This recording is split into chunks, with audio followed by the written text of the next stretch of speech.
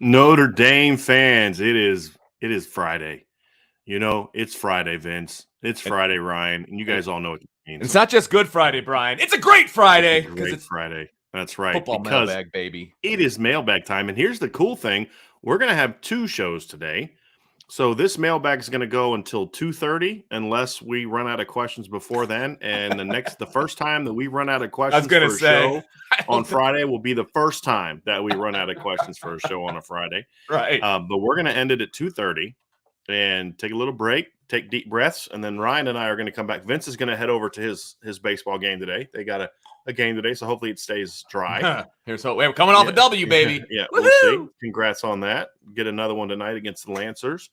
So we'll come back at 3 o'clock, and we're going to carry the commitment ceremony for Jabron Payne. He's going to choose between Notre Dame, Kentucky, and a couple other schools today. He's a 2022 running back, so we will carry that commitment. And then after he makes his decision, wherever that may be, we will talk about what it means for Notre Dame, one way or the other. And then we'll dive into some other topics. And then what Ryan and I will probably do then is we'll probably kind of dive into some questions. Ryan will have to leave, and then I'll kind of do some stuff. And then if he's able to come back, we'll dive into some questions. But it'll mostly be focused on Jabron Payne. So that's what's going on for today. And enough of that stuff, Vince.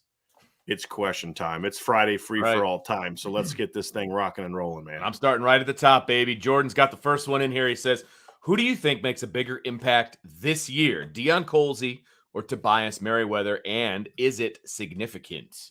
This is a great question to me because I've seen Deion Colzie during spring practice, the amount that we're allowed to see him, and he's markedly gotten better since last year, and most of that has been between the ears, to be honest with you.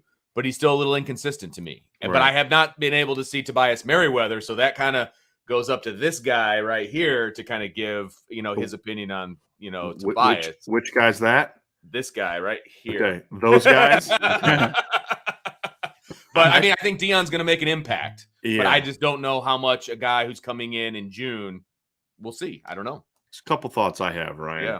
And then I'll kick it over to you. Number one is, I think once they arrive, you could argue that these are the 2 most high-ceiling guys that they have on the roster from a college standpoint. We've kind of discussed, who's the better pro prospect. And you could debate Lorenzo Styles is in that conversation, and I think that's a very sympathetic argument. But the reality is Deion and Tobias both have things you can't teach, and that is they're really tall and really long. And the thing about Deion is he's 6'5", he's 207, he can run, he's fluid, he's smooth. I mean, you watch his high school cornerback tape, and he's flipping his hips. I mean, he's as smooth as a 6-foot corner. The question I've always had for Deion, and this goes back to his sophomore year, going into his junior season when he camped at Notre Dame. My big question for Deion is, does Deion want to be great? He has the tools to be great. Does he want to be great? That's the only question I have. With Tobias, that's not a question for me.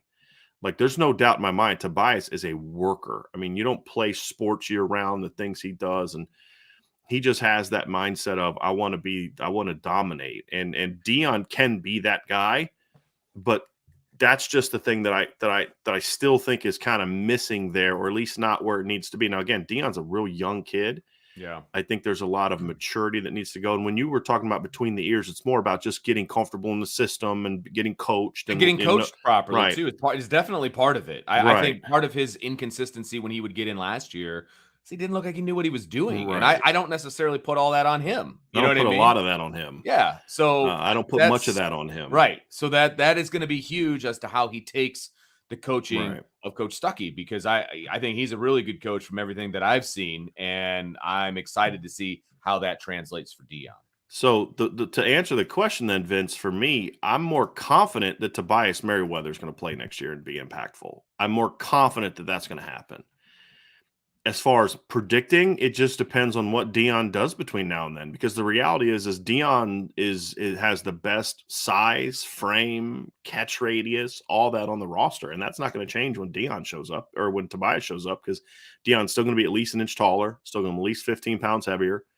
He's longer. It's really going to come down to Deion. It's does Deion want to be great or not? Yeah. And if Deion decides, you know what, this football thing is for me and I want to be a great player, then there's no doubt in my mind he's going to have an impact next year. I know Tobias is going to make an impact next year. I have no doubt. Dion, to me, is still a work in progress. So the growth he makes from now until September 3rd is going to determine whether or not I'm more confident in this answer when we get into that lead into the Ohio State game.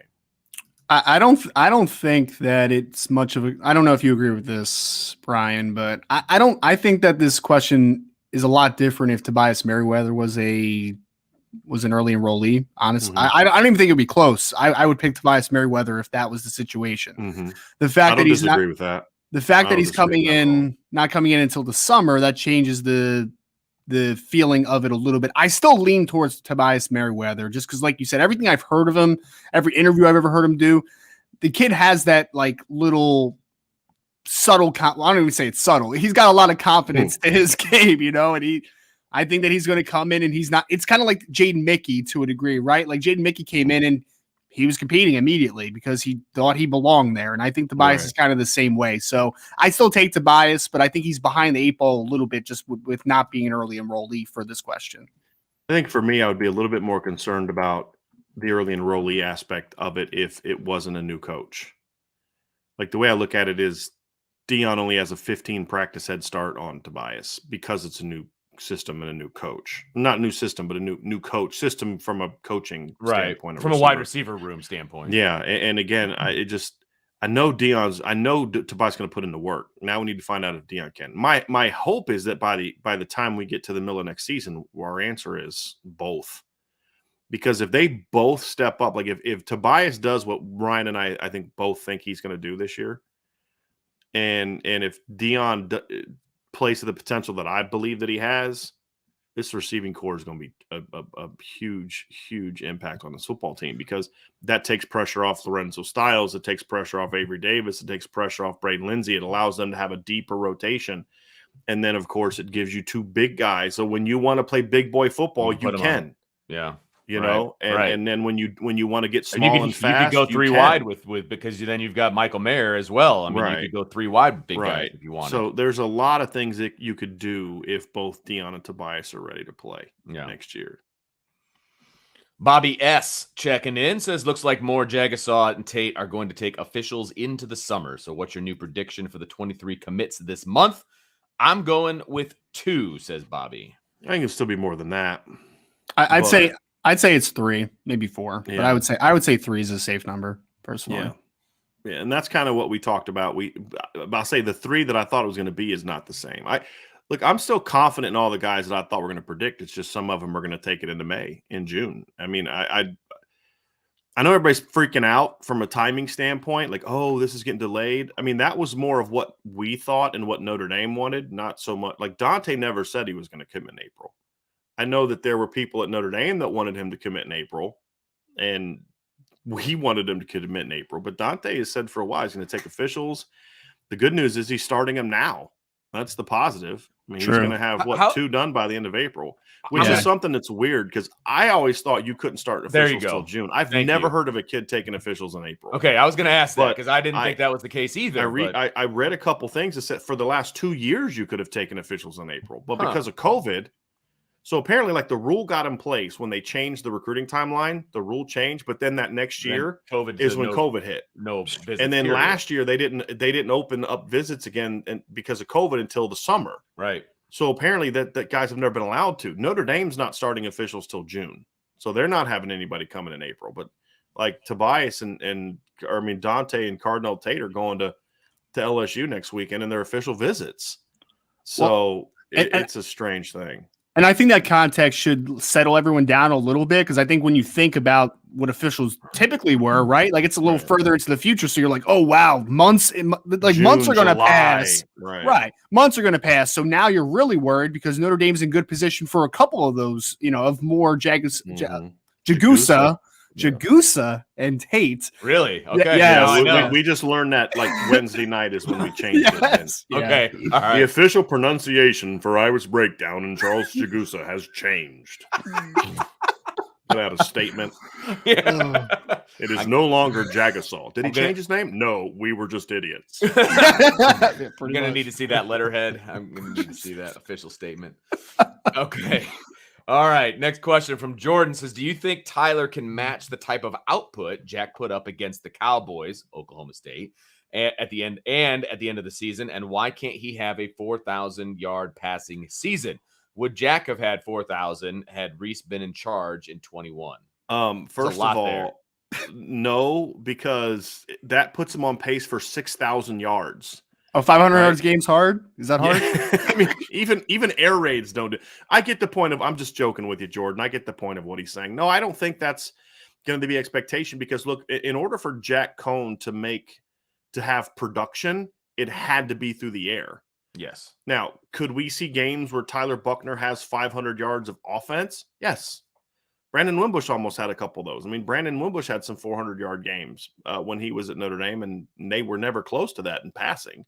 You know, I think of the Wake Forest game where he had, 280 passing yards and I think 120 rushing yards and didn't play the fourth quarter in that game. Because remember, he got hit in the hand right before halftime and he ended up hurting his hand. He ended up playing the third quarter. So, no, I don't expect him to – a 4,000-yard passing season. Why can't they have it? Because, I mean, they can.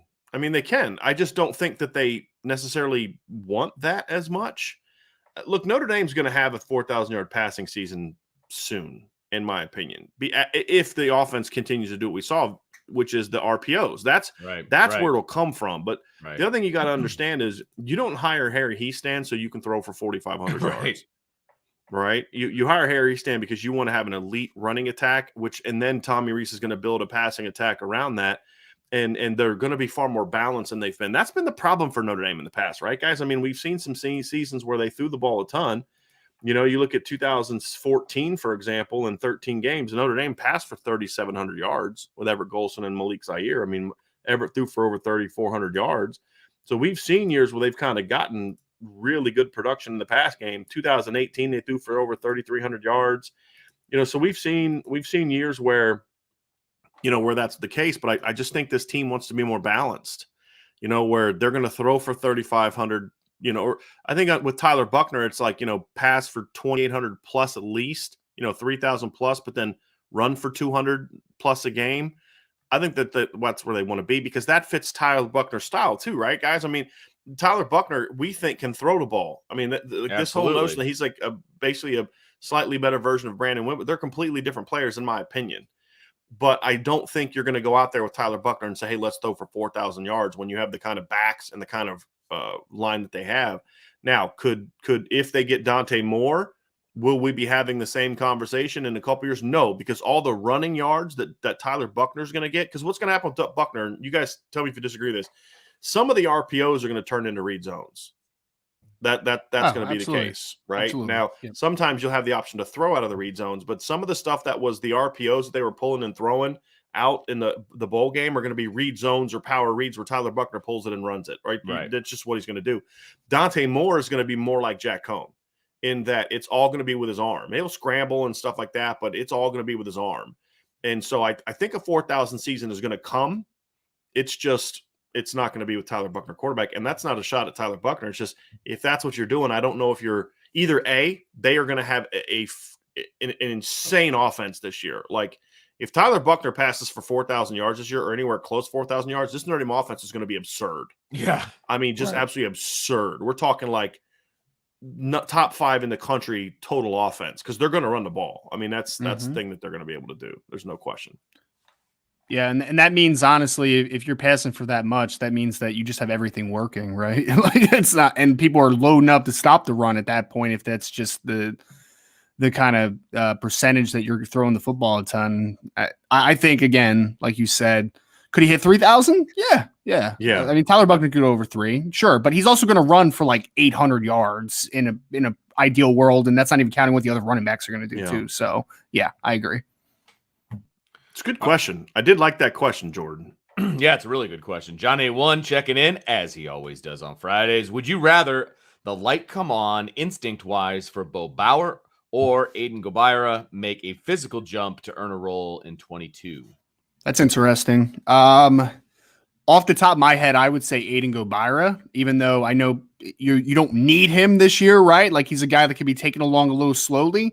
But I'm really excited about what they have at linebacker this year, right? Like, I don't think they need Bo Bauer, but if you have another souped-up athletic pass rusher to go along with Isaiah Foskey, Justin Adamalola, you're trying to find who that next pass rusher is, right? So the pressure packages with Aidan Gobyra, if he's that guy that can contribute in a pass rush capacity as a freshman, like, I think that's awesome. And also, if he takes a jump as a true freshman, there's another jump that's going to be coming, right? Like, it's not just going to be as good as he is when he's a freshman.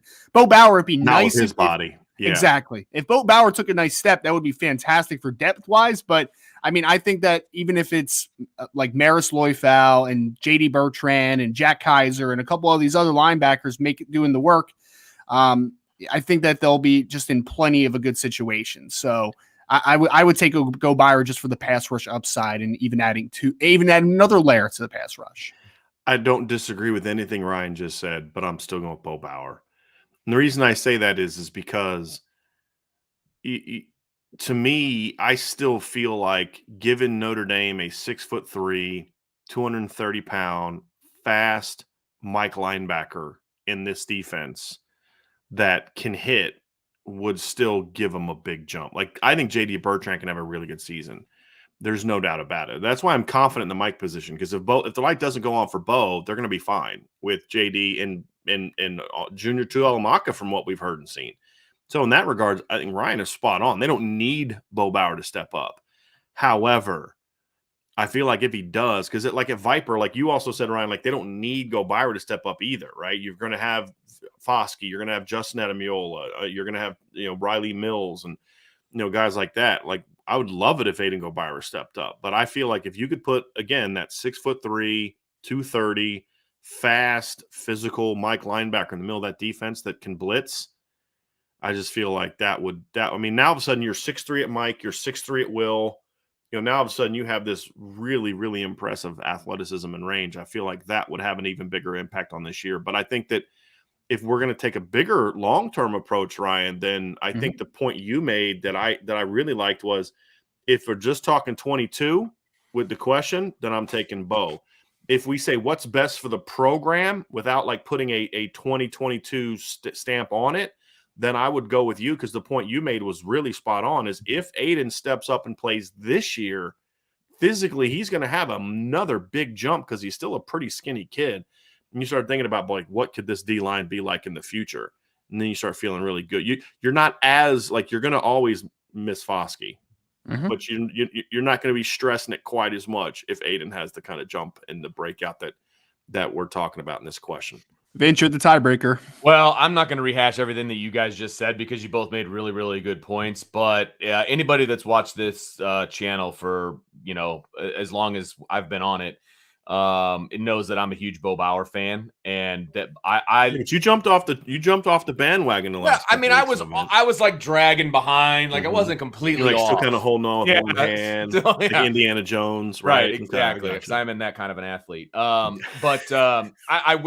I would love to see the blight come on for Bo, because exactly what you said. Every time you see him, he is, when I think of who I want physically at Mike linebacker, like Bo Bauer, there was a mold made, and Bo Bauer is the one that popped out. Like, that is the guy that I want as a Mike, right? And there's a reason that he still plays. He's really good at kind of, rushing the passer and doing some things like that. So if the light comes on for him, I think this 22 defense is going to be really, really, really good. And so I can't jump completely off the bandwagon. I love Bo Bauer, and I'm going to continue my love fest. We got to get to something else, Vince, before you find the next question, because we try to stay in reality here. Okay. Okay. Generally, we try to live in the real world. Yeah. My man Jason refuses to accept reality. Oh, I didn't even read this. Okay, here we go. We're both in our 40s now, and Jason still wants to talk about whether or not he could or couldn't sack me in high school. So Jason left a super chat. And so it says, question for Vince. Vince, how many times would I have strip sacked Brian in high school before they yanked him from the game and I knocked him out of the game? Over under is 5.5. Probably way over. And then I love this response from Jason. Spanky, not with me at left tackle. I'd be serving you a hot plate of all you can eat pancakes with extra butter. So I'm loving the discussion going on here. But the premise is Jason actually thinks his big old chunky butt could have caught me in high school, and that's the problem. Like, I may look like a nose tackle now, but I was pretty darn athletic back I've then. seen pictures of you when you were younger, and you were an athlete, baby. By the way, I did when I was home last time. I actually did find my high school highlight tape.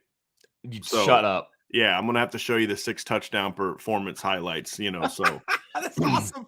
Al Bundy and his 4 touchdowns is nothing. I got you, sucker. But I say 6. Technically, it was only 5. I had a touchdown in the back of the end zone that I hauled down on a contested throw that they ruled me out. But you can see on the film, I had both freaking feet inbounds. But whatever.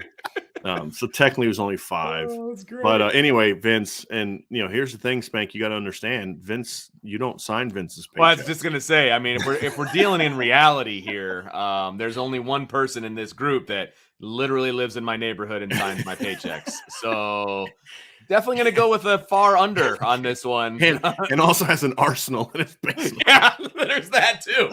There is that as well. So, I do want to live to see 42. So, yeah. but in all seriousness, Jason, Spanky's my guy. I've known Jason over 10 years. That's my dude. But he still lives in his fantasy world that he could have tackled me in high school. That's great. So that's my dude. All right. He also said he's only 38. So he's only 38. Yeah.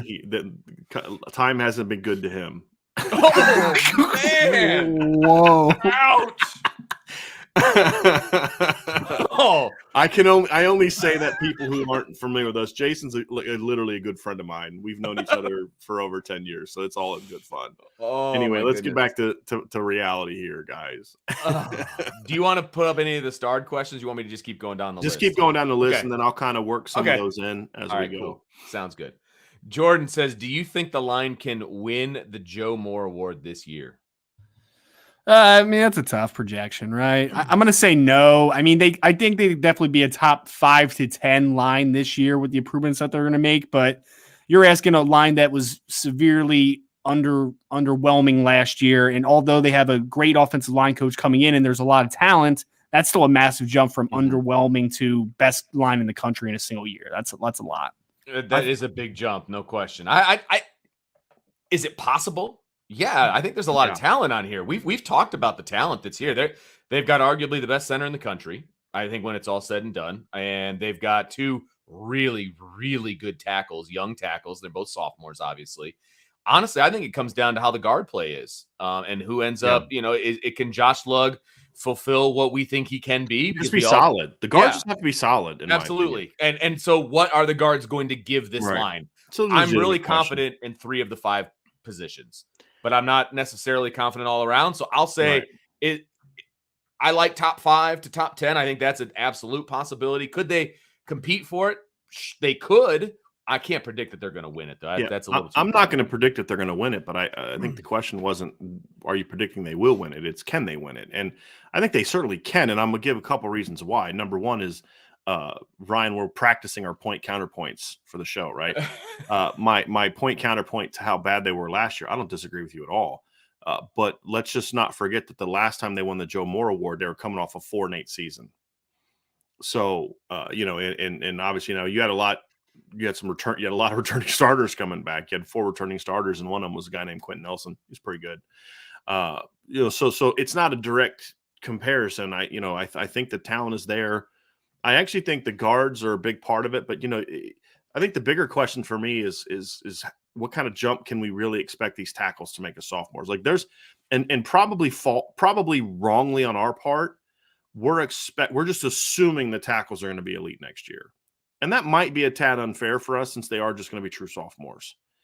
And so, but I think they certainly can. And here's a couple other things to me that factor into it is, you look at Alabama had some really big personnel losses on their line. Not a lot, but the ones they lost were pretty important. They've got a new O-line coach this year, although I think they actually upgraded also from a coaching standpoint. I think the guy they got from Kentucky, I don't know if you agree with this, Ryan, is a better coach than Doug Marrone. Because what I said last year about Doug Marrone is he's always going to have his eye on what's coming next for him, getting back to the NFL and all that kind of stuff. But, Michigan, I don't know if Michigan's be able to repeat what they did last year. They'll have a chance. They were really good last year. They've got a lot of guys coming back, but they lost some key guys. But I think they played above their talent last year. and that's just my opinion. And I don't Agree. know if we're going to see that again this year.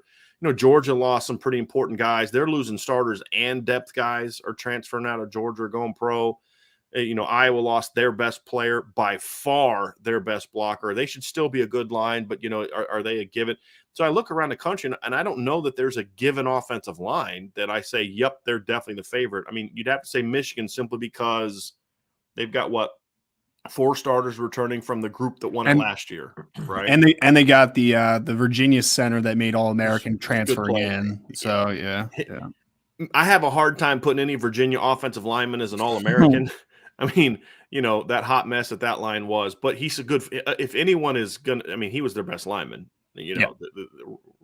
So it's going to be interesting, but I think they can – but that's not my expectation, honestly. I think the key for me is, are they in the top? Are they one of the 5 best lines? That's at the end of the day all I care about.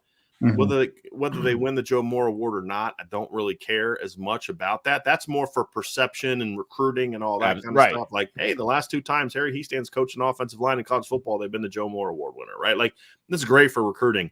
I just care that they're a top 5 unit. I think that's the key. I mean, I think we all agree they're a top 10. They'll be a top 10 unit. I think the higher they are up that ranking is going to have a greater impact on how good this football team is going to be on offense this season. John's got a 2-parter, so here we go. Quarterback is an important position to secure early in the recruiting class, but for the rest of the offensive recruits, it is a wait and see, or is it a wait and see the product in season? Part 2, Notre Dame has landed good offensive recruiting classes since 2018, but the top skill targets have been wasted or transferred. Yeah, I mean, traditionally speaking, skill positions usually wait a little longer, right? Like you usually see wide receivers go off the board a little bit later into the process. Offensive line, John, typically those guys come off too, because the majority of offensive linemen don't really care about the recruiting process too much. They want to build their relationships and they want to get out of there. It's not like a spectacle on Twitter or other social media. So they usually get out quick. And like you said, quarterbacks usually come off the board pretty quick, and they certainly are this year because they're going to try to set up the class, obviously, in their image and get the players they want around them. So typically skill positions are what you're going to be waiting on a little bit. Like they usually, they're at least going to see who the quarterback of the class is. So. And we think there's a good chance that they do get on the board though, in regards to the skill players. But as far as like just the whole momentum, the different things like that, I think that's going to require the quarterback to happen. So yeah. But I also think the one thing that could be a little bit unique about Notre Dame this year is that the one thing that Notre Dame can offer is you're going to have a chance to play right now when you come here as a receiver. I mean, there's going to be a need for that. So I think that's something that could help them out a little bit. But, I think it's important early in the recruiting class. But here's the interesting thing context is always important.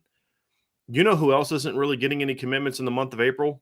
Everyone else. I was going to say, if you look at the national ranking, and I did this the other day, and that's the only reason I know this, because this is Ryan's territory, but Notre Dame has like a ton of recruits compared to a lot. It's been weird. Like I think, and I don't know if it's NIL, like kids are wanting to get to, I don't know if it's because the official visit process has moved. I don't really know what it is, but I remember a couple years ago, we were taught, like, I can't believe how many kids are committing early. It was insane. Like it was an absurd number, like 900 some kids had committed to compared to like 300 in previous years.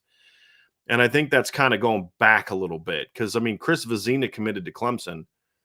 Honestly, he wasn't a take at some of his other top schools because they're waiting to see how some other guys go, right? And so we're not seeing a lot of kids commit, period. Some of the guys coming off the board, like, Michael Daughtry and Ryan Yates to LSU recently, those are guys that weren't takes at bigger schools. Yeah, right. So they're trying to secure spots at a place like LSU. Notre Dame didn't want either one of those guys, right? So it's interesting, but also we have to understand too is Notre Dame is shooting for bigger fish in this class. And sometimes it's going to take longer. And sometimes it's kids wanted to come, but it couldn't work out schedule wise. I think there's some kids in the class. If Notre Dame really turned the screws up, there's a couple kids they could flat out get to commit this month, but they're not doing that because they want to make sure that when kids do commit, and that's ultimately at the end of the day the reason why, from talking to sources, Notre Dame is totally fine with what Dante's doing, because there's two things. Number one, Dante has communicated to the Notre Dame staff from day one this was his plan. Now they tried to convince him of a different path, and he stuck to his plan, but he's been very open and honest about it. And so I think the staff is comfortable with where things are now. How long it drags out, we'll find out. But I think it's important for the quarterback thing. But there's a lot of kids that are very interested in Notre Dame right now, regardless of what the quarterback situation is. We just got to see if they can close on them. But I could see them getting at least 2 to 3 offensive players before Tayton Moore makes a decision in the 23 class. And I'm not even talking about if they're able to get Jabron Payne today. I'm just talking 2023 class. Mm-hmm. So then you say, well, then what happens if they actually are able to get Tayton Moore? Which I don't know about you, Ryan, but like, we're going to get asked this. Yep. I have my opinion on Tayton Moore and what his ultimate decision is going to be has not changed. It's just the timing is, which is frustrating because, I'd love to be able to write about it, but it hasn't changed. I have heard nothing from anyone on any side of this discussion. There's only one idiot that's trying to act like it's changed, and that's someone who isn't worth our time. But from everyone else I talk to, there's no one that thinks the destination's changed. It's just the timeline's not what we'd hoped it would be. Yeah, and honestly, we had a thought that it may happen sometime soon, right? So Notre Dame wanted it to happen in April. Exactly. There's no question. So that perception lets us down a little bit, right? Because it got extended a little further, and I don't think it's a Dante issue. I think this is kind of what he wanted to do, like you had said earlier in the show, right? We're impatient. We're very impatient, right? Because where we're at with this is Tayton Moore, if he commits to Notre Dame, starts the avalanche effect. We've talked about this a ton already. So we have set this up, and you made the post, right? Like, what's the over under on April? Because the perception is if Dante commits, then there may be some more repercussions in that, and more effect to that cause. So it's just the simple fact of the timing of everything. It's definitely a letdown, but I am on the same wavelength as you. And I've said this many times. If the decision came down today, I think it would be Notre Dame. Right. If it comes down this month, I think it'll be Notre Dame. Now, the longer it stays open, the more threat you are to outsiders getting in. But right now, I still can't tell you who the number 2 team is for Tayton Moore. I can't tell you. There really isn't one. Yeah. And I think the other thing, too, is again, the context of the fact that kids aren't committing anywhere, really. Like, top kids aren't committing anywhere the last month. It's been strange. Like I said, it's almost like part of the reason I was expecting it to happen is what trends have been in the past, but we're just not seeing it, right? We're just not seeing those same trends this year. And, and again, I think there's a lot of things to it. I think the COVID stuff, I think the official stuff, I think the NIL, I think all of it's factoring into why kids are taking their time with this. There's just a lot more that's going to factor into their decisions, but it's not just Notre Dame. Because as I said the other day, look, for everyone panicking about recruiting, we had somebody on the message board who was like, I kind of think he was somewhat being hyperbolic, but he said, Notre Dame's got to get some closers. And I was like, my man, Notre Dame has as many commits in this class as Ohio State, Clemson, and Alabama combined. I mean, they're okay. They're fine. Right. Exactly. Right? Like, let's just be patient. But I get the frustration. I do. And my guy Spanky says, let's get serious here. One of us keeps going back and forth with facial hair, and one of us doesn't need to hide his face. So my response to Jason in the text was, dude, you can't even grow a beard. Like, you can't grow a beard. I've seen Jason. He still has like peach fuzz on parts of his face. So, it's all good. But Jason, I had to pull that up because he gave us super chat. I appreciate that, Jason. But don't hate the player, man. Hate the game. So it's all good. So get back up to some football questions. Can't. All right. Jordan says, I don't think you mentioned Marist with Joseph, Adamiola, Foskey, and possible elite players. Was that on purpose? How does Marist get to that level? Were we talking about the question from yesterday, Ryan? I think that's what he's referring. No, I think so. I figured he was talking about you and I. We definitely talked about Marist because I was making fun of Ryan for how long it took him to get to Marist when we were having that conversation. Oh, okay. Mm-hmm. Maybe that's what it was. But as far as Marist, I'm trying to remember the aspect of the conversation we had I yesterday, thought it but it was about you and I talking yesterday about having the elite players at each level. right. Remember that?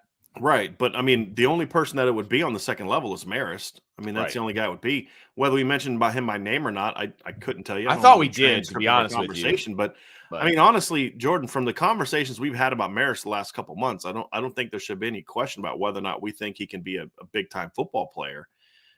I think if looking at the names that you put out, I think one of the things is those guys are more proven though. I mean, that would be the one thing I would say, and why I would be more willing to throw their names. But sometimes you'll have to understand we just kind of examples of players. We can't give an exhaustive list of every kid that fits that criteria every time we have a conversation. Otherwise, our shows would go even longer than they already do.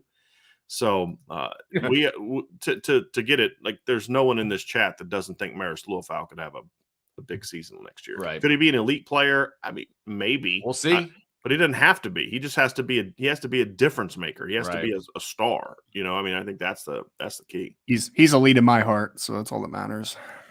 And he's been on that train for 2 years. I mean, I remember we talked after the Alabama game, and I've said this before, but Ryan was like, I mean, I'm like, you do know Notre Dame lost, right? And he's like, didn't care. Did you watch Marist? Did you watch Jason Adamiola? Because and it wasn't even that Marist played great. It's like when you see a Notre Dame against a Clemson and an Alabama, you start to kind of see who athletically belongs in that field. Who fits? Yeah. And really there were 3 guys especially that just athletically showed like they could play with anybody. And that was Kyle Hamilton in that game. He had that just stupid pass breakup, which basically told Alabama, yeah, we're not going to throw the ball beyond 10 yards anymore in this game. Nope. Marist was just athletically phenomenal. Now, he missed a bunch of tackles and took that, but I mean, just athletically is what impressed Ryan. And then Jason Adamiola, I mean, there's the one play where he took just with one hand, took that 300, is it Brown? Was that like 350-pound guard they had? Yeah, Tay Brown. Yeah. Just threw him with like one hand. You're like, okay, this dude came to play today. But yeah, he would be in that conversation. That's Marist is my Bo Bauer for Vince. So yeah. That's fair. And yours, he's your Cam Hart. Like Vince Vince likes Bo. He thinks he's a good kid. He loves the hair, the reckless abandon.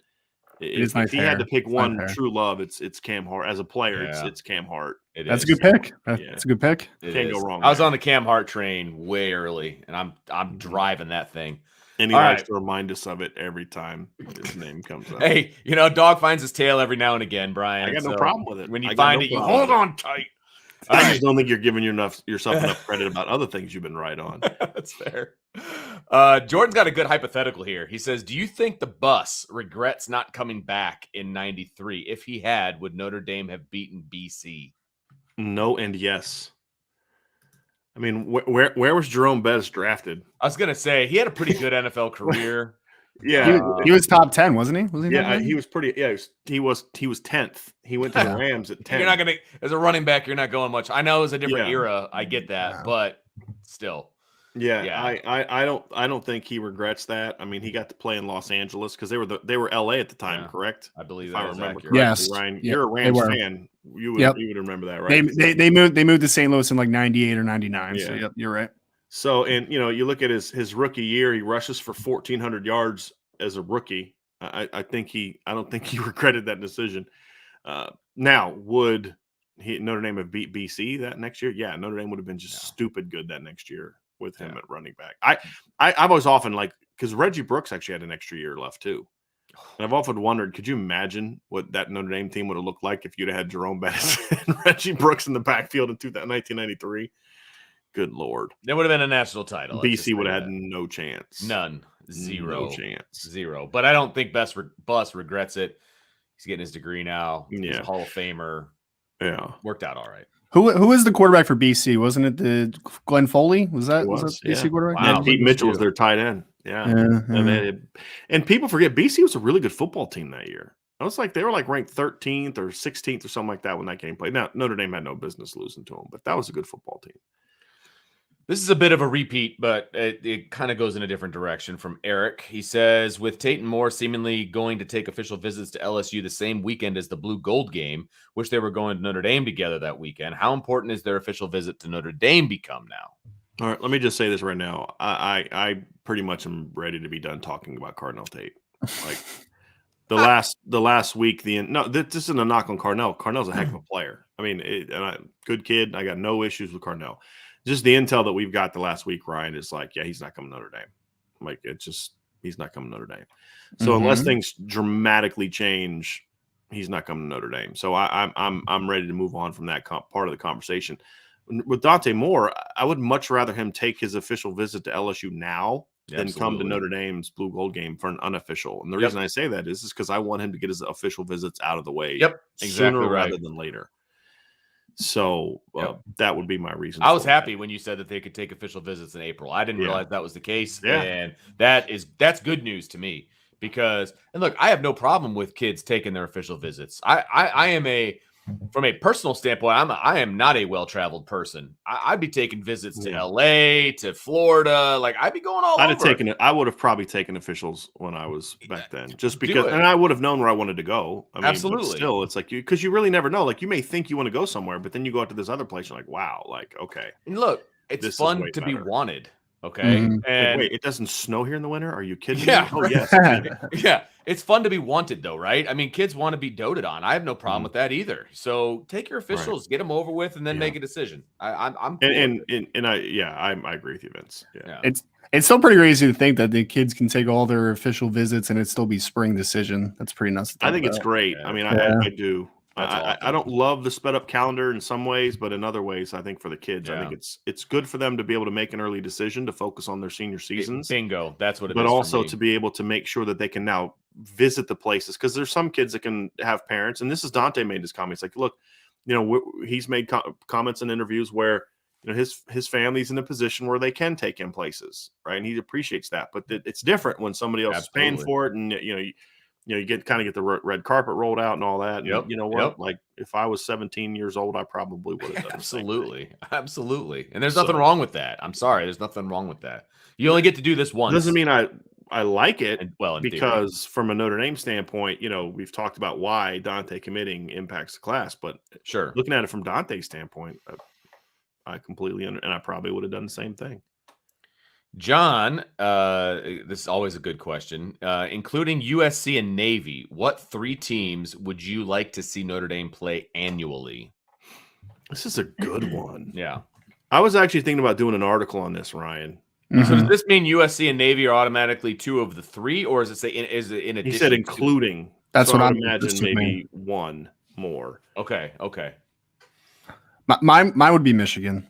I would love them to play Michigan every year. I know. If you'd add a state on the end of that, I would be all about it. Seriously? Nah, man. Let me explain why. Because these rivalries right here, they're traditionalist rivalries, right? Yes, 100%. The fact that Michigan fought so hard, their anti-Catholic bigotry, and I'm not even Catholic, their anti-Catholic bigotry and how hard they fought to keep Notre Dame out of the Western Conference, which is the Big Ten, and to really try to get other teams not to schedule Notre Dame and not play Notre Dame. And it's like Michigan actually, their stupidity and bigotry is what created the Notre Dame monster that eventually swallowed them up to where in the 90s they were, begging Notre Dame to join the Big Ten, right? And so I'll never forget that. Just like I'll never forget that Navy is a big part of the reason Notre Dame even still exists as an institution. Yep. The one school, and especially in the 50s, when the second go around when Notre Dame tried to join the Big Ten, the one school that always tried to advocate on Notre Dame's behalf was Michigan State. And that's why I feel a level of loyalty to them and respect to them that I just don't have for Michigan. And I feel like beating Notre Dame is more important for Michigan than beating Michigan is for Notre Dame. And that's just kind of how I feel about it. So I have some very hard feelings towards Michigan, and I always have their football program.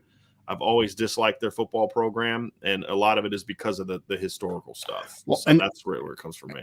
And that's why I want them to play them, because I hate Michigan and I want us to beat them every year. Yeah, but it's like but that's the thing is I feel like because Michigan will beat Notre Dame sometimes. You're not going to dominate them the way you do Navy, right? They get a lot more out of it than Notre Dame gets out of playing them, and I just don't even want to give them that satisfaction of it, because plus their fans are just the worst. So Michigan State would be a team that if that three, Michigan State would be that I would like to actually say. And I've kind of gone back and forth on whether or not I wanted a Big Ten team to even be on there, but I've kind of come back around on Michigan State being that team. I'd like to see Notre Dame just consistently play Michigan State, Purdue, and Northwestern. in some sort of rotation, like maybe 4 Michigan State, 2 Purdue, 2 Northwestern, 4 Michigan State, 2 Purdue, 2 Northwestern, and that kind of thing. The rest of the Big Ten, I don't give a rip about. I like the Purdue matchup, to be honest with you. And there's a lot of history there with Purdue, which I appreciate. I like the tradition, which is why obviously USC and Nate are on that list. And Vince, you're also an Indiana guy, so I think that brings a real unique perspective to that. Right. That Ryan's from Jersey, I'm from Ohio, that we don't appreciate. Yeah, and that's fair. I a lot of, now granted we're surrounded by Michigan fans too, but there's a lot of Purdue fans around here, and I think that they appreciate that rivalry as well. And I don't have a disdain for Purdue fans. You know what I mean? Like I like that matchup. And you had mentioned it as part of like a rotation. I'd be fine with that as well. But I like the fact that they've got Purdue back on the schedule. I like having Purdue. So when are they back on the schedule? Well, they were there this past year, I don't know if it's a home and away situation. I'd have to start looking at all that, but I know they're not on it for this coming year. So I think they should schedule Rutgers and just come to Rutgers every year so I can watch it. Or just play some East Coast team at MetLife. That would work. That's fair. Yeah. I'm still waiting for Syracuse to give up their home game against Notre Dame this year. I'm still waiting on that announcement because they always do because they're idiots. I was at MetLife when they played Syracuse last time. In 16? Okay. Yeah. I remember everyone like Notre Dame's going to get killed and they're going to score 1 million points. And I'm like, hey, y'all, Van Gorder ain't here anymore. So they're not going to score 50. They scored 31. But yeah, that was an interesting game. I think there's some national games I'd like to see Notre Dame kind of play annually. First of all, I want to get rid of Stanford. I'm so done with the Stanford series. Like the lack of respect they have for their own football program is just, I don't care. I just don't think playing Stanford does a lot for you recruiting in California anymore. You're already playing USC every year. I would much rather see, some kind of Pac-12 rotation, kind of thing. 2 with UCLA, 2 with Oregon, 2 with Washington, something like that. But there are some teams I've always felt like I'd like to see Notre Dame play. I don't know if there's anyone else I'd like to see them play annually. Yeah. But somewhat regularly. I would love it if Notre Dame played Tennessee 4 to 6 times in a decade. It's a somewhat of a regional game. Tennessee's just a state away. I mean, there's just Kentucky between Indiana and Tennessee. Nashville's 5 hours away from where we live, Vince. I mean, we could get down to Nashville. We could leave now and be there before it gets dark. I mean, not that I'm making, a suggestion. I'm not like throwing out offers. Got a game tonight. And if we were going to Nashville. Yeah. But Tennessee's also a state I'd like to see Notre Dame recruit more. I'd like to see them have a little bit more success in the state. So that's one that I've always kind of like, and of course, part of it all comes down to what you grew up on. Absolutely. Like, Ryan, I would imagine like the Michigan series is something you just kind of grew up on a little bit. For me, I mean, Notre Dame had some great games during the time when I was growing up as a Notre Dame fan in like the late, 89, 90. I mean, some games like that. So I've always felt like that was one I would like to see. I really like them playing BYU this next year. I do like that matchup. Would you like that to be annual events? I've had a lot of people say they'd like that because of the independent, the religious I wouldn't aspect. be opposed to it, to be honest with you. I really wouldn't. I kind of like the whole, hey, we're independent, let's stick together kind of thing. I have no problem with that and kind of support each other. I love the fact that it's in Vegas this year. I mean, I think that's going to be a lot of fun, especially since our podcast company is based out of there. So I think that's a pretty cool thing for us. But I do like that series. I think that's a fun one, and I'm excited about that one this year. So I think that would be a good one too. That's good. And any others like kind of national ones, Ryan, that you would kind of consider wanting to see on somewhat of a regular basis? Just think of teams that I don't like. I want them to beat them. So Texas would be one. I don't like Texas at all. And Notre Dame's trying to get back in Texas a ton. So Miami be a good one too. Yeah. LSU. Let's get LSU on the schedule. Let's get BK on the schedule, right? Yeah. I'm not gonna lie. I would not mind a LSU bowl game or something like that. I love this. Mormons versus Catholics in Sin City. That's great. That's great. Let's do it. Let's have the t-shirts made and ready to go. And I think it'd be kind of cool. I would actually not mind an annual rivalry against BYU where you don't often play on each other's home field.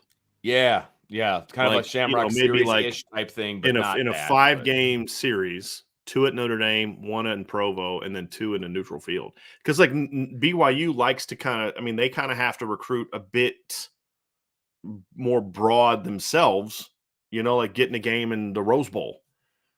something like that, like a neutral site game in the Rose Bowl, a neutral site game in Texas, and where they both kind of can get in front of. For BYU, that's good because people are going to come for Notre Dame, and then if you're able to play them, and I mean, let's be honest, BYU's given Notre Dame a lot of tough games over the years. Yeah, they've given them fits. A lot of tough games over the years, no doubt. John's got a question here. It says, if the offensive line play in 21 was at the level it was in 19, would Jack Coan be a lock pick within the first 3 rounds? I'm just gonna go no, man. I am. I don't want to sound like a hater, but I just don't think. Like, I think Jack Coan's gonna get drafted. I really do. I don't think that his talent level is a top 3 round player. That's just all it comes down to for me. I think in this draft he could have snuck into day 2. I do, because we've seen. I mean, look, if Ian Book can go in the 4th round, you know what I mean. Like, that's where I come down. If Kellen Mond can go in the 3rd round, then it's the lock part that I have a problem with. Yeah, though, right? Lock, no.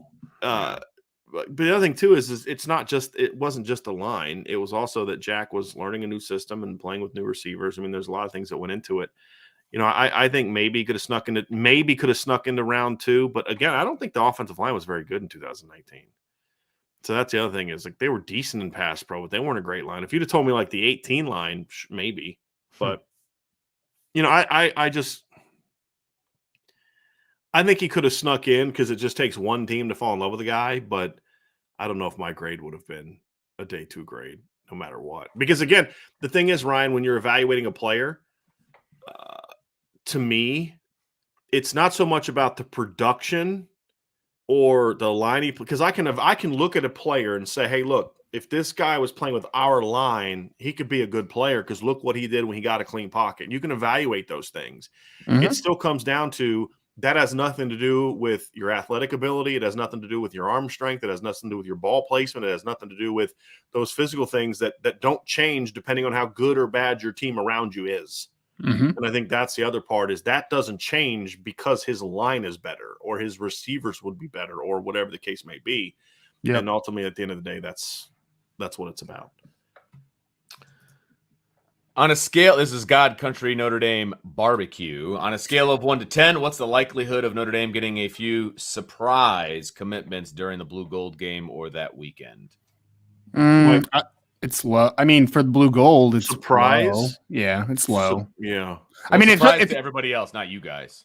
Well, if you're on the message board, it should be no surprise at all. I mean, honestly, but I mean, quick plug there. But I mean, seriously, I don't think that any player that's a little off the radar is escalated to the point where they're going to make a surprise commitment that soon. Like, yeah, most kids these days don't make emotional decisions like they did in the past. And I think kids that commit during the Blue Gold game are kids that have kind of planned it. It's a calculated thing. Yeah. Right. And so we do expect at least one commitment to happen either sometime after the game. I don't know if it'll be that day, but yeah, I don't. If there's going to be a surprise, Ryan, it'll be a 24 kid. That's what I'll say. It'd be a 24 kid. It wouldn't be a 23 kid. It'd be a 24 kid who just wants to come to Notre Dame and wants that spot, and they give him the okay. Mm-hmm. I think that would be the only time it'd be surprised is if some kid during that visit gets the okay to commit that didn't have the okay to come in, right? Yeah, that would be the only way it'd be surprised. And a sophomore is more likely to make an impulsive decision, most likely. So yeah, good point. Right, right. But I don't know who that is. I'm not sure. Right. That's why it would be a surprise. Right. It's fair. Right. So I can't. Well, my point is I can't answer the question to give them a scale, right? Because I don't know who it is. Say 5, right? Because I want to respect him enough to give him an answer to his question. So 5, right? 3. I'll go 3. Very low, in my opinion. Yeah. John says, can Matt Salerno be as impactful as Chris Fink, who I grossly underestimated? I don't see it personally. No. I mean, it's great that he got a scholarship, but I think that's more about the numbers that were in the room for the spring than it was about necessarily his ability to impact the game from the wide receiver position. So talking about Chris Fink? No, I'm talking about Matt Salerno. Yeah. I think Chris Fink's a good football player. Yeah. I don't think Matt Salerno is that kind of athlete. Right. Or that kind of route runner and pass catcher and all that. So no, I don't. Yep. Agreed. I don't think so. Completely. I'm not really sure what this would mean, so I'm going to throw it up there and hopefully you guys can define it for me. Yeah. Kevin Thomas says, when is the Driscoll versus Ryan and Vince spring game mock draft show? See how your teams compare to the actual teams. So I guess the question I would have for Kevin is he referring to the draft that Notre Dame is going to have? Like for the For the blue gold game? If that's the case, the answer would be that show's not happening. That would be fun though. That would be right, fun. but you and I, Ryan, talked about doing like perhaps a mock draft show for the NFL draft, and if that's what he's referring to, we haven't decided when that's going to be. And we'll probably have that at night. Yeah, we were going to do kind of like a fun, like a rotating mock draft. It'll be before April 28th, guaranteed. But yeah, we haven't set a time for that yet, and I don't think Vince is going to be part of that. It'd be a Wednesday before. Like, isn't the draft on Thursday, right? Starts on Thursday. So do it on Wednesday. Your Wednesday night show. Probably not. All right. Just throwing it out. So how about you just worry about, your baseball schedule and we'll figure out the mock draft. Hey, get back in, you big baby. Vince, I appreciated your comment, Vince. Brian. Thank you, Ryan. Brown noser. Here's a fun one though. Here's a good question. We're moving on. This guy's avatar is Brian. You're on mute. That's really funny. That's really good. That's good. That's really good. That's really good. No, my. That one was really good, though. That was really good. That was okay. It says, if Michigan played against LSU, who would you rather see lose? Or would you just hope that the game got canceled for whatever reason? Has LSU reached Vince's level of disdain from Michigan yet? That last part's the one I'm most interested to get an answer to. This is a really tough question for me because they are both very, very, very low on my respect level and like level, obviously. I think from just the petty side is obviously going to come out on this one. I think I would rather see. I guess I would root for Michigan. I would too. I would, because here's why. Here's why. As much as I hate Michigan, and as much as I just dislike most Michigan fans, yes. Although Antoine has kind of softened me up a little bit. We have a guy that's joined our chat recently, and Antoine is a Michigan fan who's actually been kind of cool. It's like he's awesome, man. I like him. From the Alabama fan. Yeah, there you go. I haven't seen him in a while. So it's like the first Michigan fan I've met that I've actually liked. But we've had so many LSU morons jump into this chat that I would just love to watch them just get blasted by Michigan. Like just to watch great. Jim Harbaugh just like run for 350 yards on them. So yeah, I won't be rooting for LSU to beat anybody for the time being. Now when this guy leaves, I've always liked LSU. I've always, even back in the day, I also had that real cool helmets, and even going back like Rohan Davey. I mean, I've always LSU. Liked their midfield logo. Yeah, with that kind of blurred out eye thing. And I loved watching their 2019 team. I mean, I've got so much all 22 of that offense, man. I love watching that stuff. But I disliked Les Miles, and as much as I disliked Les Miles, I still didn't dislike LSU. I just disliked Les. But now it's like, now that I've actually experienced LSU and I've heard stories about LSU fans, but now that we've actually experienced them a little bit, you're like, yeah, you suck. And your coach is a first-class a-hole. So I hope you lose every game, right? I hope you lose to Troy again, So, yeah. Because, yes, Troy has beaten LSU recently. So, yeah. I would pull for a 0-0 tie in which Brian Kelly and Jim Harbaugh get in a fight afterwards, and Brian Kelly gets beat up. Jim Harbaugh would curb stomp Brian Kelly in a fight. I know he would. I have no doubt. He would be. Oh my god! I mean, you can't have a 0-0 tie, so maybe one of them would. But see, here's the thing: I would want Michigan to win in an ugly game, just where both teams look like crap. Someone said 2-0 or something. Yeah, like a 9 overtime 2-0 game where it was just it sets football back a decade. And it's at LSU. It's a big recruiting weekend. Right. They have quarterbacks there, wide receivers are like, wow, 2-0, and they just look like crap. Yeah, I mean, but that would make sense. It would fit the mantra. Big game moment, and that team led by that guy comes up short. Yeah. So and if it is a big game, then it couldn't be a close game. 37-13. It'd have to be something, a blowout, because look, we just go off evidence, right? We go off history, track record. So if Michigan's ranked in the top 10, it's not going to be. And if it rains, they're really screwed.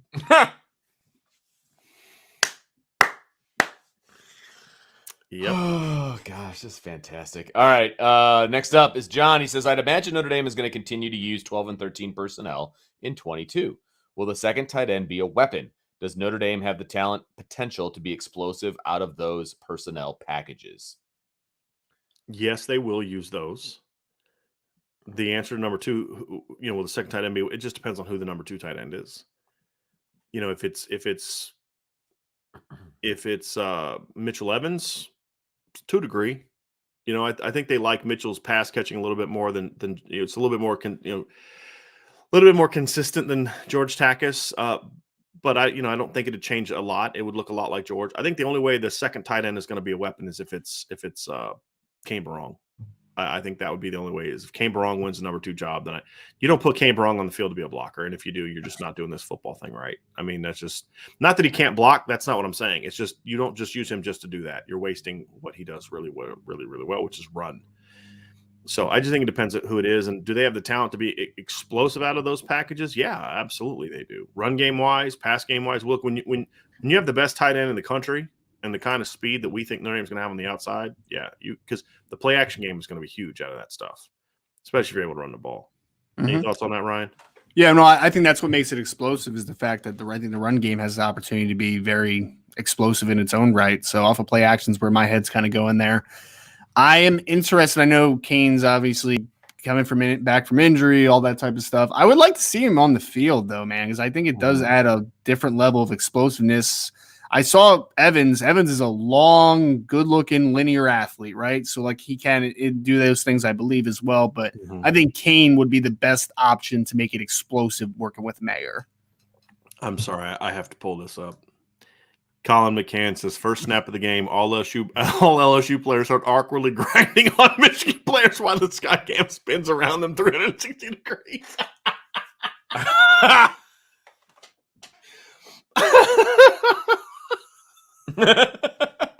That's what they're being taught, though, right? I mean, oh my gosh, you can only play how you're coached.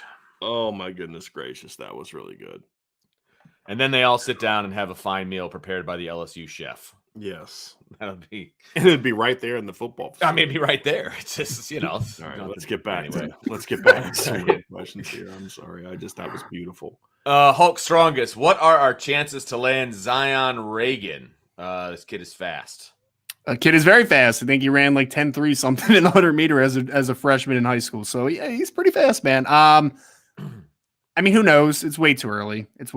I know when I talk to Zion, he has interests. Everybody's going to have interests when they get offered by Notre Dame. Obviously he's a 2-sport star. He wants to also do track in college. So I think that hurts Notre Dame's chances a little bit, just a little bit, because there's going to be other programs that I think offer just a little more from a track and field perspective. Yep. So I think they'll be in the conversation, but I think it's a little bit of a long shot right now. A little bit of a long shot. I think the only kid that I can remember picking Notre Dame who wanted to run track was Troy Pride. That's it. They just don't have the reputation as a track program and being in the North. Now, there were other guys that ran track. I'm talking about guys like Rocket ran track, Alan Rossum ran track, Chris Tyree had talked about it. I'm talking about a guy who was set on doing it. Braden Lindsey was but Braden talking Lindsey, about it, right? Yeah, but it wasn't and that's part of the reason he went to Oregon. I guess that's another one, Vince. That's a good one. Now he ended up not actually doing it. Right. But again, remember that's part of the reason they lost him initially. Right, exactly. Part of the reason he decommitted that because he was going to go to Oregon. There's other factors, but it doesn't happen often. And this kid's he's not just a track participant. This kid, if it continues, could be an Olympic preliminary type of dude. Really good in the 200 in Oregon. Right. But Braden Lindsey's fast, but Braden Lindsey's not Chris Tyree fast. He's not Troy Pride fast. He's not Troy Pride ran a 4.4 flat at the combine and was pissed. Right. We had him on the show and he's dude, I was running 4.2s. And so he was not happy about that. But I mean, think about that. You ran a 4.4 flat and you were pissed. Yeah. And it was considered at the time, Ryan, it was considered a disappointment. People were wow, he only ran a 4.4. It's wow, that's disappointing. Everybody thought he was a 4.3 kid. Everybody thought they're talking about, is he going to be the fastest guy at the combine? I mean, And Braden Lindsey's fast, but he's not that fast. Like Braden Lindsey's more like could maybe run like a 4.42 to 4.4. Like he's that kind of fast. He's not Chris Tyree fast. He's not track wise. In high school, I ran a 4.4 and was upset about it. Yeah, 30-yard dash. Pro shuttle. Wow. That'd be a pretty good time for being the pro shuttle, to be honest. So I'll take it. It's true. Yeah, but like Chris Tyree was an interesting one because he actually, for 2 straight years, had the fastest 50-50 meter indoor dash time in the country for his grade, which is saying something. But yeah, I'm trying to look here. Like, yeah, Chris Tyree's looks like his best 100 was like 10.66, right, which is pretty good. His best 55 meter was 6.30. Like I said twice, he was the fastest player in the country. But I'm trying to find Zion's track numbers just to kind of give you all a. It was like 10.3 something as a freshman. Right. As a freshman, like trying to find the numbers, but yeah, his times are just like absurd. Yeah, his best 100 meter time is a 10.37. As a freshman, because he's a sophomore, which means these numbers are before this spring season. Right. His best 200 meter time is a 21.29. Right. I mean, so it translates. Right. And so when you look at like Braden Lindsey, for example, who was a state champion in the 200 meter dash, his best time was 21.34. That was as a junior. Right. So, I mean, this kid's putting up better numbers as a sophomore. I mean, he is freshman. Right. Those sophomore numbers, right. The sophomore numbers aren't out yet. I wouldn't think. That's right. So, I mean, those are insane times. Yeah. I mean, in theory, because I think that the record is Lorenzo Bromell, I think, in high school that ran 9.99, right? In theory, this kid could be in that ballpark. So he's a high level track kid in college. I have heard he likes Notre Dame, but at the end of the day, that's because he's young and he's grown up watching Notre Dame and what it stands for. But when it comes down to like decision-making time and he's looking at his future, here's the other thing too. When you look at like NIL stuff, the kids from individual sports are making huge, huge deals. And I'm talking like gymnastics, like I've seen some things where some of these kids from like there's these like female gymnasts that are like getting these huge NIL deals because it's like one person and it's an individual sport. So that's also something factored. And two is like if he's as legit as we think about, even if he does decide to go to college, period, he may just start saying, hey, I'm trying to go to the Olympics and become a professional sprinter. I don't know what the rules are for that. You know, if he does decide to go to college, he's going to get huge deals for NIL. And I just, like guaranteed money. And that's going to dwarf what football guys are getting in some instances, I would imagine. That's a good point. So that's a good point. I don't think when it comes down to like decision-making time, I just have a hard time seeing him looking at Notre Dame, but he's really, really fast. John has a question that will never occur, but it's fun to talk about anyway. He says, if Marcus Freeman invited Irish Breakdown to speak to the team, what would the message be? I mean, for me, I think what I would probably do is I would just kind of talk about what's come before them and what tradition and that they understand. But you know what? Like honestly, what my message would be? I would really want to try to get the players to better embrace Notre Dame fans, and to do it in a way that doesn't involve Twitter. Because what happens is there's this thought amongst young people that Twitter is real life. It's not. I mean, I think I've read says like 80% of people in America aren't even on Twitter, and I, really, yeah, it's like there's this assumption that everybody's on Twitter. Yeah, I know more people not on Twitter, like in my sphere, than the people that are, and there's the people like me that I'm only on Twitter because of my job. Right, like, I wouldn't be on Twitter if it wasn't for my job. But to these kids, that's real life. So when these idiots get on Twitter and cuss at them or go at them, they think that represents fans. And so the last couple of years, and then it doesn't help that Brian Kelly uses that as motivation, like to turn the players against his own fan base. Remember his stupid comments at the Virginia Tech game? I just wish there's more Notre Dame fans here. It's just like, dude, shut up. Put a better product on the field. If you want more people to spend money coming to your game, then put a better product on the field. But the thing about it is, though, is like you started to see Notre Dame fans and Notre Dame players going at it on Twitter. And I don't like that. First of all, I don't think people should be tweeting at players anything other than, just normal type of comments. I would prefer just not tweet at them at all, other than just, hey, good luck, because there's just nothing that kind of can come out of it. And, maybe do things where you can be more engaged with the fan base, because I've learned this in my job. Like, Vince, this. I used to really get bothered by things that people would say on message boards and Twitter, and it just like, man, it just would piss me off. And then after a while, I start doing this. You start getting all these emails from people like, I don't post, I don't this, I don't that, but man, we really respect what you do. And you're like, you know what? There's going to be a lot more people out there like that, right, than these other idiots. And I would love to be able to, talk to the team about, hey, here's the proper way to engage Notre Dame fans, and understand that these idiots on Twitter that are hiding behind some avatar that's not them, some name that's not them, they're cowards. They're not worth you getting upset about. The vast majority of fans love what you do, and they respect what you do, and find ways to connect with them a little bit more that way. That would be my advice to them. And then I would just want to make sure that they understand, like, do you know the tradition that you're living up to, and do you understand the opportunity that's in front of you? You have opportunities to be legends, right? It's just, are you willing to put in the work that the previous legends put in? And it would be a lot like what they're already hearing. So, yeah, right, exactly. Again, it would never happen, but that would be, love it. Yeah, that would be my point of emphasis. Mm-hmm. I think this one's a no-brainer, personally. But he says, if you could only bring back one player, and he gives options: Jalen Smith, Robert Blanton, Will Fuller, or Golden Tate for 2022, who would it be? To me, it's just a no-brainer. It's Jalen Smith. Yeah, he's the one. I don't think so either for me. Really? Okay. Yeah, Jalen Smith for me. It's between Will Fuller and Golden Tate for me. He's the best player of that group. We would all say he's the best player of that group, but it's about, and I imagine for Ryan too, it's going to be more about what player can have the greatest impact on what the needs are for this current football team. Mm-hmm. Plus, let's be honest. I'm going to interrupt Ryan because I need to get this in before he talks. Mm-hmm. Jalen would come back and take Merritt's position. We can't have that. You could put Jalen at any one of the three linebacker positions. I'm kidding. And he'd be just fine. There's a depth issue right now at wide receiver, right? And I mean, if you give me Will's game-breaking speed, or you give me Golden Tate's ability to affect the game in so many different ways, I would take either one. I don't know which one I would pick yet. I'm thinking about it. I might take Golden too. I take Golden because Will's a monster and like big play guy, but I feel like you can get some of what he did from Lindsey and Styles.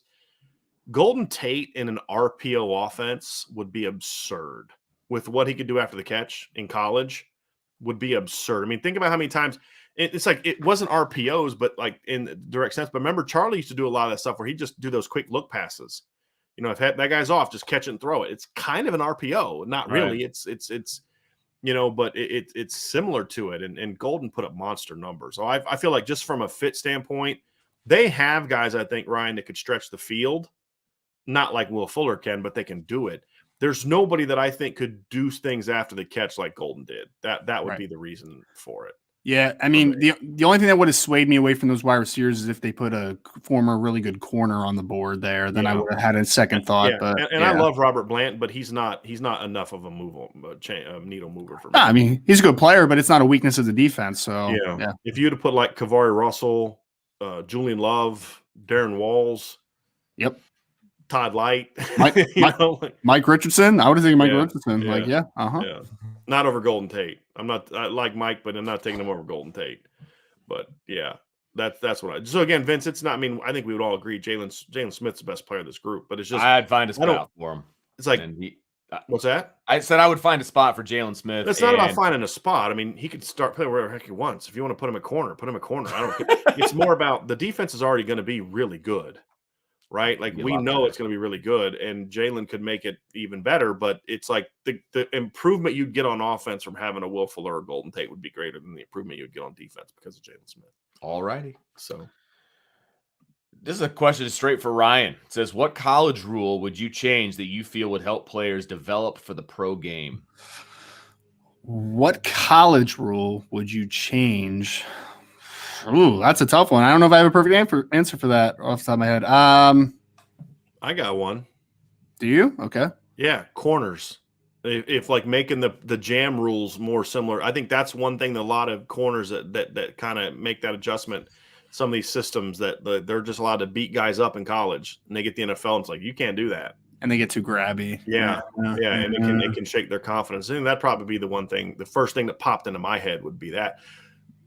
I can't think of a whole lot of others, Ryan, as far as changes. Well, now that's a good one though, because you see guys like C.J. Henderson, for instance, at Florida, where like he was just so grabby in college and he just got away with it all the time, and then he comes to the NFL and it's just like that's a flag, friend. Like that's not. I've heard the Michigan State kids under Nardu and under D'Antonio Narduzzi a lot too, like Darquez Denard and Trey Waynes and those guys too, because they just tried to get as grabby as they were at Michigan State, and they just got flagged for it. And then they're like, oh wow, I can't do that anymore. And now everyone realizes I'm not as athletic as they thought I was because I can't grab. I can't think of any other rules, Ryan, that would really impact the game. I mean, you could say, like if you were to make the hashes more narrow, I don't think that helps players develop. I think it would just expose college quarterbacks more, guys that aren't NFL players. I don't think it would help them develop. So I don't know if I don't think so either. Yeah, we'll go with the grabbiness, because I was even thinking on the other side of it, like would that help improve the wide receivers? But I think that helps them, right? Because they have to be better release packages to get off the line. So yeah, right. John says, "Is there a football version of?" Did anyone other than John ask questions? He's got like 35. Okay, we're not even at the start time of the show yet. Okay. John's a great guest. So I love it. I love it. Is there a version of the Fab Five in recruiting? Right now, Notre Dame has the number 1 defensive lineman, arguably the number 1 linebacker, and has a shot with the number 1 QB, arguably wide receiver, offensive tackle, and safety as well. I'm sure Alabama's had a couple of those in the last 10 years, lining number 1 players. Well, part of what made the Fab Five so good, it's like there have been plenty of recruiting classes that had 5 guys ranked higher than what the Fab Five was, because Juwan Howard, Chris Webber, and Jalen Rose were all top 10 players. Jimmy King was a top 15 player, but Ray Jackson was like near the bottom of the top 100, which in college recruiting is not a super player. What made Fab Five the Fab Five wasn't just they were highly ranked; it's that they played as freshmen. Right, like it was the first time you'd seen 5 freshmen at the same time. Yeah. Right, and so to have that impact, you'd have to say, okay, which of these guys would be elite players, top of the board players that would also come in and play as start as freshmen. That would make it a little bit of a harder sell for me. So, because like Drake, let's say Drake Bowen's number 1 linebacker. Ryan, do you see him coming in and starting as a freshman? I don't. No. Keon Keeley could, maybe Dante, but I don't see a lot of other guys that to me would if you landed Samson Okunlola, he's not coming in as a freshman starting unless there's an injury. Basketball is a much different game. Yeah, I could see a safety if you got Caleb Downs. I could see him coming in and playing right away. I think Peyton Bowen will have a chance to play right away. Where I would say it would have to be Dante, right? Because you need a big name guy in Keon Keeley, 2 big name guys, 5 stars. To me, you'd also you could get into a situation where if they're able to get if they were somehow able to convince AJ Harris to come to Notre Dame, get him, and then then a receiver, it'd have to be stuff like that, Ryan, where you could have these skill player type of guys that would come in and play right away. It'd just be hard. These skilly. I like that. I like that word. Yeah. Skilly kind of guys, corners, running backs, receivers, safeties, that kind of thing. Yep. That was funny. I like either that or skillish. But that's okay. Seemed derogatory. I made a word up yesterday too, so I'm there with you, man. I don't even remember what the word was. I was proud of you. I was proud of you. I was proud of you. It was. That's how we roll here, man. I'm trying to do some research to try to find a Fab Five equivalent in football. I can't. Yeah, I'm sure Bama's had some. But again, it's had some and started landing them, but you just don't often see, especially good teams. The teams that are getting that many 5-star players aren't needing those 5-star players to play right away. Right, exactly, because they're a good program already. Yeah. But this one's pretty good, Brian. Ready? Clemson 2018. Trevor Lawrence, Justin Ross, Xavier Thomas, Jackson Carman. They all played early, right? Darian Kendrick. Jackson didn't play much as a freshman. Jackson didn't play much? He didn't start anyway. I mean, he played, but he didn't start for them. Okay. The other guys did. Yeah. But Xavier didn't start on that team. He just played on that team. He was good as a freshman, though. He was really good as a freshman. Yeah. So yeah, it would be hard to do. Yeah, it would have to happen at some school that's trying to ascend that just went out and bought 5 guys. True. Like, then that's more likely now, where they just buy 5 studs and they all go in and play. Like, it'd be like Oregon State has some, like Texas A&M. Yeah. But even like an Oklahoma State or like a even lower level. Because the reason I said Oklahoma State is I was thinking the late T. Boone Pickens could just be like, hey y'all, here's $15 million, go get her done. I mean, I could see something like that. But that's about it. It's harder to do in football. Notre Dame 2164 says, how talented is Keon Keeley really? I know the kid is special talent, but how special? All-time prospect or maybe just the best defensive prospect in the past few years? Thanks. It's just like the premise of the question, like we've been lying to him this whole time. I don't know what he's saying, but like how is he really? Like, let's be honest now, guys. Like, you've been hyping him up. He's not really that good. How good is he really? Brian, you want to take a crack at this one? I mean, he's the best player in Notre Dame's class. He's a legit top 10 player, legit 5-star recruit. I mean, he's the best player Notre Dame has signed defensively in a couple cycles, right? At least. I'm trying to think back. He'd be the best defensive player they've signed since Jalen. So he'd be the best defensive lineman since Aaron Lynch, because I viewed Aaron Lynch as a top 10 player coming out of high school. That's fair. Yeah. So, I mean, that's pretty good. I mean, that's borderline generational talent type of guy. Look, is he best all time? No. I don't know if no. I mean, that's just, but nobody is in this class. Best defensive prospect in the past few years? Absolutely. I mean, to me, that's a no doubter. I mean, that's how good he is. He's a legitimate top 5 to 10 player, in my opinion. And it's just that's the deal. And he's got a room to get. I still think there's a lot of room for him to get better, Ryan. I don't think he is a finished product. I really don't. I think he's a guy that still has a chance to get better as a player. He's going to get bigger and stronger. I'm just talking even just as a high school kid. Yeah. So yeah, he's a big time player. Just wait until he's like 255, 260. Right. Like, yeah. He's a program changing type of guy. To answer your question, like all in good fun at the beginning, but yeah, to answer your question, he's the kind of guy that changes your program, because he's the kind of guy too that other players want to play with, right? Like, oh my gosh, you guys got Keon Keeley. Okay, there we go. Demetrius Rex says, thoughts on this statement: Tyler Buckner is more of a balanced pocket passer than a runner.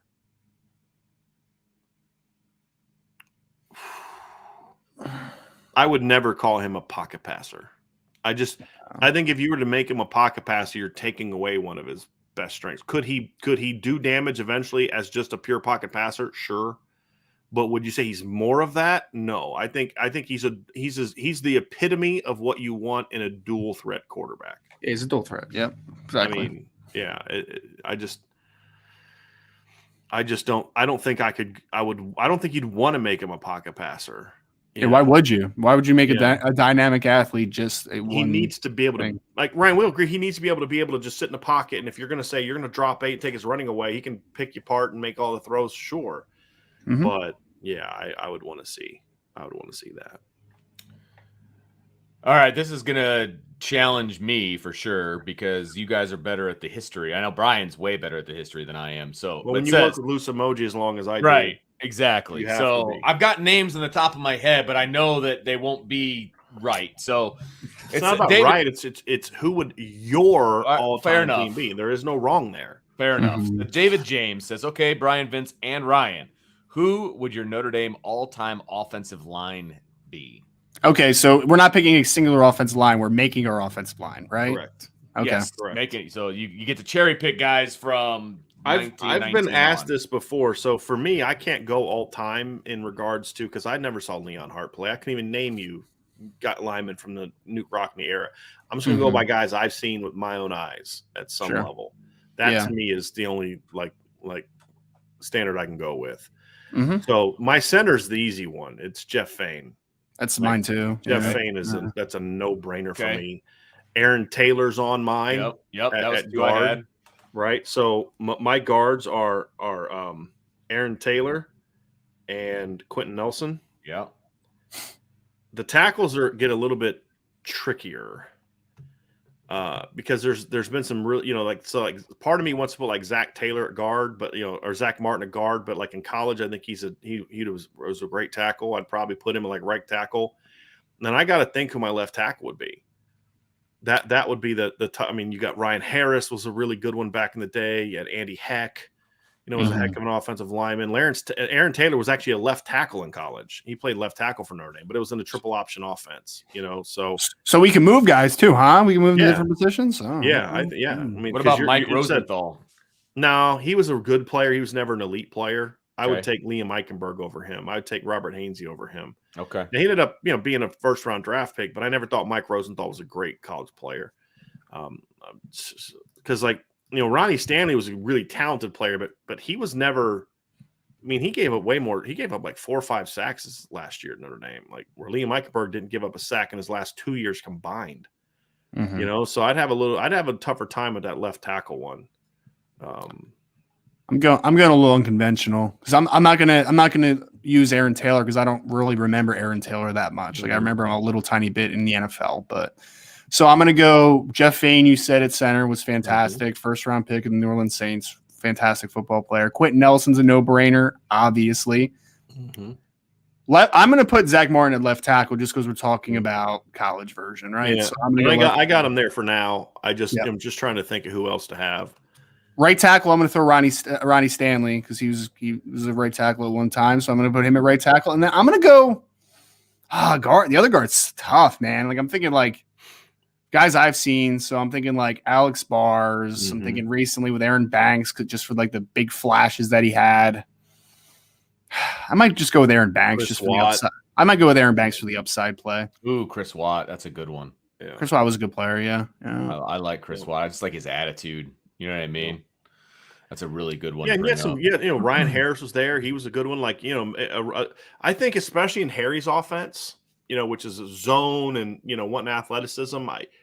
Really thinking about a tackle combination of Ryan Harris and Zach Martin would be kind of fun. That would be an intriguing. How about in that system? How about putting Ryan Harrison at guard?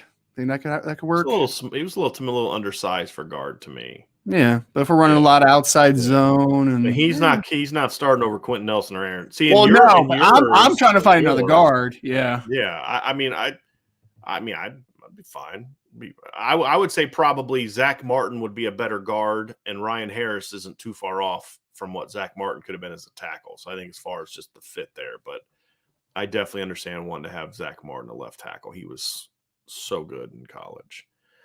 So yeah, that's an interesting one. Good question. McGlinchey would not be on mine. McGlinchey actually might be on mine if I need a right tackle. Actually, I may actually think about that. If I had Zach Martin at left tackle, because I'd like McGlinchey about better. But if I was going to go with a modern tackle, I'd probably go with either Eichenberg or Ronnie Stanley as one of my tackles. But I'd probably go with Ryan Harris. Right. Yeah. Because he's going to be my own line coach, and I would have loved to have seen. And Matt Bayless would be my strength coach, and I would have loved seeing Ryan Harris with those guys. Guy won a Super Bowl with the Broncos. How can he not be on my list? I mean, I just got to get there, I went down a rabbit hole here. I'm sorry, I'm being very random, but I was looking at like some of the better recruiting classes and stuff, and I just got stuck on the 2003 Notre Dame commits for a second. I just want to read some of these names because this is a fantastic class. I'm sorry, just getting sidetracked. Victor Abiamiri, #1 recruit that year, according to 24/7 Sports. John Sullivan, Brady Quinn. Tom Zibikowski was in that class, listed as a dual threat quarterback, by the way. Tom Zibikowski. He was a QB in high school. He was never recruited to play quarterback. That's what was so dumb about him being listed. Ryan Harris, who we just mentioned a little bit ago. Trevor Laws was in that class. Ambrose Wooden was in that class. Chinedum Ndukwe was in that class, listed as a wide receiver coming out of Ohio. Travis Thomas, Jeff Samardzija, and John Carlson was also in that class. So that was a pretty good class, man. That was, and it was Ty's first class, and they were able to kind of build off of the success they had that first year. And there was a couple other guys I really liked in that class too. You said Ryan Harris. Isaiah Gardner was a kid that I had seen in person. I remember Freddie Parrish was a really highly ranked guy. Joe Brockington was a decent player at Notre Dame too. Yeah, he was. So that was a pretty good class. Ashley McConnell was a pretty good fullback. He was a pretty good fullback too. Yeah. That's a good class. And then to see what's an even more depressing experiment is then go look at that compared to the next 2 classes. I'm going to. It was terrible. Terrible. Oh my goodness. Anyway, let's get a couple of these starred ones, Vince. Yep. I'm actually down to the starred one. Okay, so that's cool. good. So let's go with this one. Hitting those. Thanks to be an easy one. Yep. Ty B over under. Tobias Merriweather catches 10 balls. That's got to be over. Yeah, over. Barring injury, definitely. Right. And all of these kind of prediction questions are all barring injury, but that's got to be over. Number 1, because of his talent. Number 2, because of the depth. I mean, he's going to play. I mean, he has to play. Right. So, yes. Yeah, I would. Yeah. Definitely over. All right. Sean S., when are we going to get a 3 Amigos poster with Brian, Vince, and Ryan? The answer would be never. Wow. Who would be in the middle, Brian? No, never. It doesn't matter, right? Because it's not going to happen. Can't we call it like the 4 Horsemen poster and get Sean involved? No. True. We're not I want to see you and Sean on a horse. What's wrong with you? Smoke crack before you got on the show today? What? Let's move on to the next question. Oh, what? Let's move on to the next question. Hey, somebody starred that one. It wasn't You just made it weird. Okay, you just made it really. I like weird. horses. Okay, You guys are mean. You're not helping yourself. You guys are mean. It's just getting a little nervous about the game today or something like that. Like you're getting a little distracted. We're getting there. We're getting too close to game time. Connor O'Doherty says, "Hey, Coach, what's up with Carnell and Tennessee? Is it the national media hyping it to be more than what we thought, or is the smoke real?" Well, I think the smoke is real, but I mean, I think I've heard from some sources that things are heating up pretty quickly there, and I think the NIL stuff is going to be a lot more impactful for Carnell than he had previously let on. And the reason so I'll be honest about the reason why my feelings have changed, because Carnell has said all the right things about Notre Dame, to Notre Dame, to Sean, to IB, to Lucky Lefty, all of it, right? But when I hear, and here's the difference. Dante goes to Ohio State, and I talk to my sources over there, and they're like, yeah, he saw Notre Dame, right? And everybody's saying that. But when Carnell talks to non-Notre Dame people, they get the impression that Notre Dame's not even in the game. And that's usually a sign that, like, he's stringing Notre Dame along. Yeah. Because Notre Dame is the program. This is just my read. Notre Dame's the program. He can kind of hold up and be like, well, I'll just go to Notre Dame. If I'm not getting this, and I'll just go Notre Dame. But I mean, like Chad Simmons, I was told that Chad Simmons reported that like Notre Dame's not really a factor for him. Chad has a very Southern bias towards his recruiting, but he's not going to make a comment like that if there's not some reason for it. And so I have really lost any confidence in Notre Dame is going to get him. And there's nothing Notre Dame could have done about that one. I mean, it's just right, exactly. It's just the reality. At least the current staff. Situation. Yeah, but honestly, like Sean had said to me, he was like, look, this kid's he's going to truly be in play until the end. So like, even if he would have committed to Notre Dame early, because I see what the ball. Yeah, I see what you're saying. Right. Notre Dame still wouldn't have been able to compete with some of those things. Hold on for someone who's wrapping his whole recruitment around that being the decision maker. And that's just going to happen. So right. That's why that one has changed for me. Brian Denbo has a good one here. Is tight end blocking handled through the O-line coach or the tight end coach? Tight ends coach. Yeah, tight ends. And I would say at times a little bit of both, but you got to go to your position coach. I mean, that's right. Yeah, absolutely.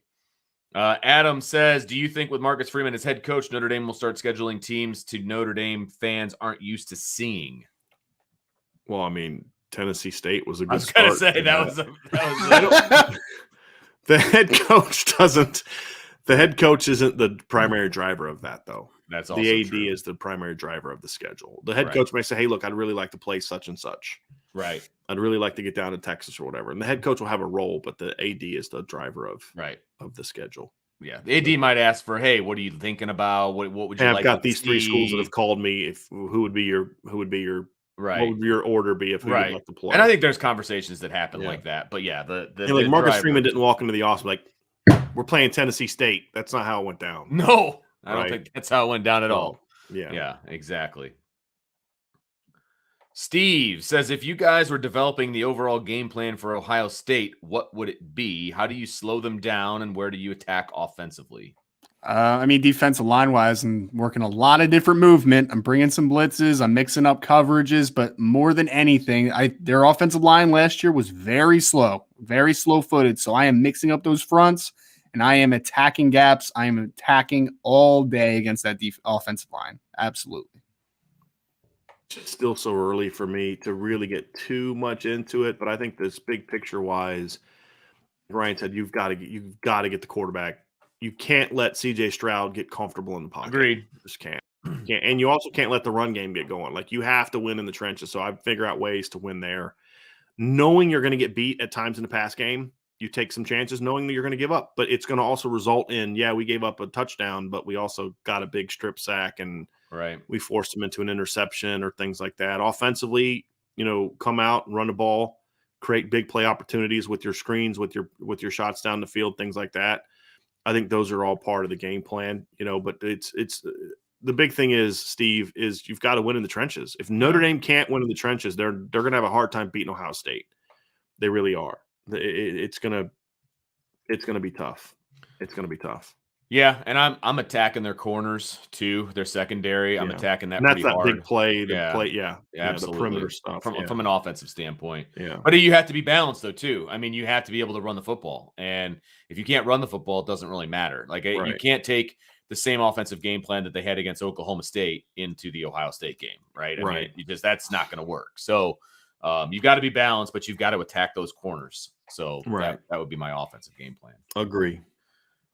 We got a super chat here from Bayside Tiger 6. Great name, by the way. That's AC Slater's quarterback number. Orgeron thought Marcus Freeman turned him down, yet built a bridge there. I'm confident in Marcus Freeman having a great network and reputation when he has to replace assistants. There's no doubt about that. I mean, there's no question about that. And he's the kind of guy you want to work for. I mean, there's a lot of coaches who will find, hey, look, he lets you bring your kids to practice. He wants your family to be a part of it. Like, that's really big for a lot of coaches. Absolutely. Like, there's some coaches it just doesn't matter, but for a lot of coaches, especially coaches who put value on being a parent, that stuff is going to matter. Yeah.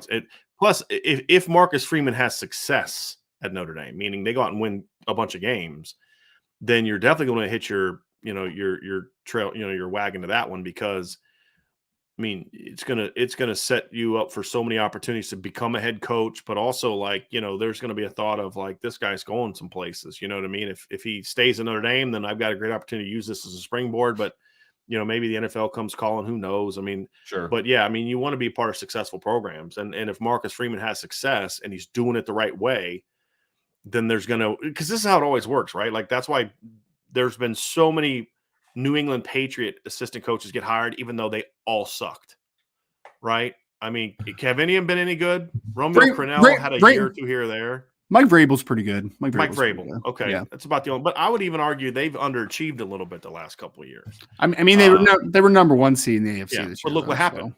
Well, yeah, because they're not very good. They were a flawed team. Right, but the NFL, it doesn't matter. So, hey, Marty Schottenheimer's the king of that. I mean, they always had great regular seasons, but you Marty Ball.